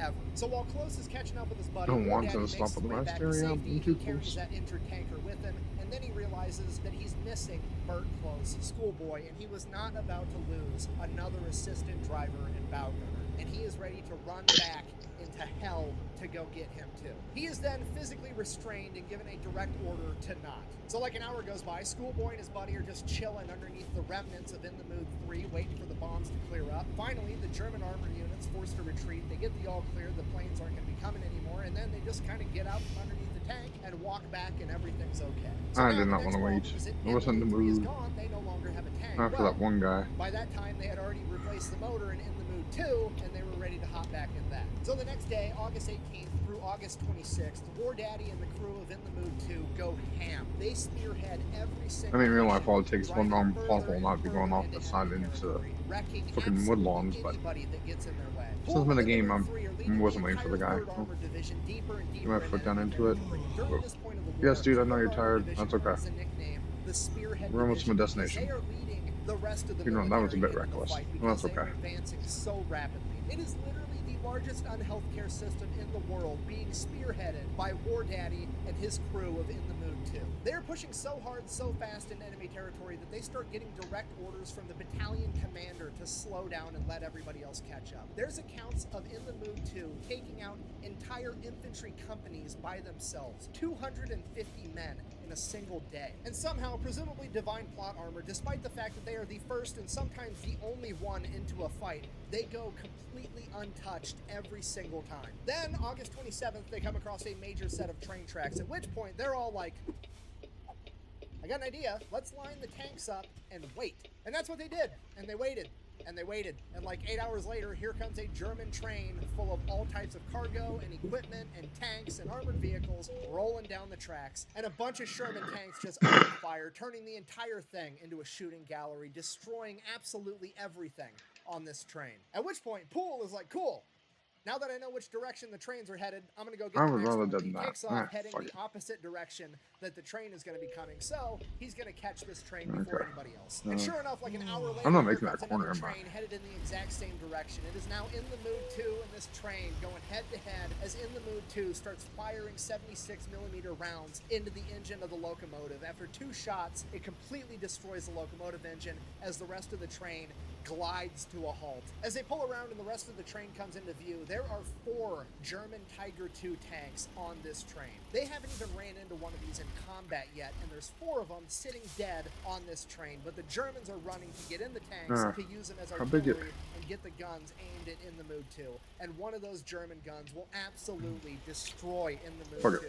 I'm just probably skipping it. with a single hit. At this point, Schoolboy starts using his 30 cal machine gun, and War Daddy starts using the 50 cal up top to shoot at these German Tiger tanks. Not because it's actually going to hurt the tanks, but because all the machine gun fire is keeping the Germans from getting inside of them to be able to use them. And while that's going on, Groundhog is opening fire on the tanks with the 76mm over and over, finally being able to break through the Tiger tanks' armor, destroying all 4 of the tanks as they continue to destroy everything else on this train. For the next half hour, it is a complete shooting gallery as In the Mood 2 wreaks havoc on this now defenseless train. At some point, the rest of the tanks catch up and they chip into, but the majority of the credit I'm ends just up going looking to at In these. the Mood 2. When the smoke clears, they make sure all the Germans are gone, and then they go in and see what else, if there's any cargo that's salvageable, hoping for, like, I don't know, German chocolate, or food, or most importantly, booze. And they go in, and they start looking at the Alrighty, cargo, guys. and it's an entire train, besides the tanks and a couple armored Thanks for cars tonight. that are on there. I hope you All guys the have enjoyed cargo this. is just, like, French If you have, please come back, and come see fancy me again. perfumes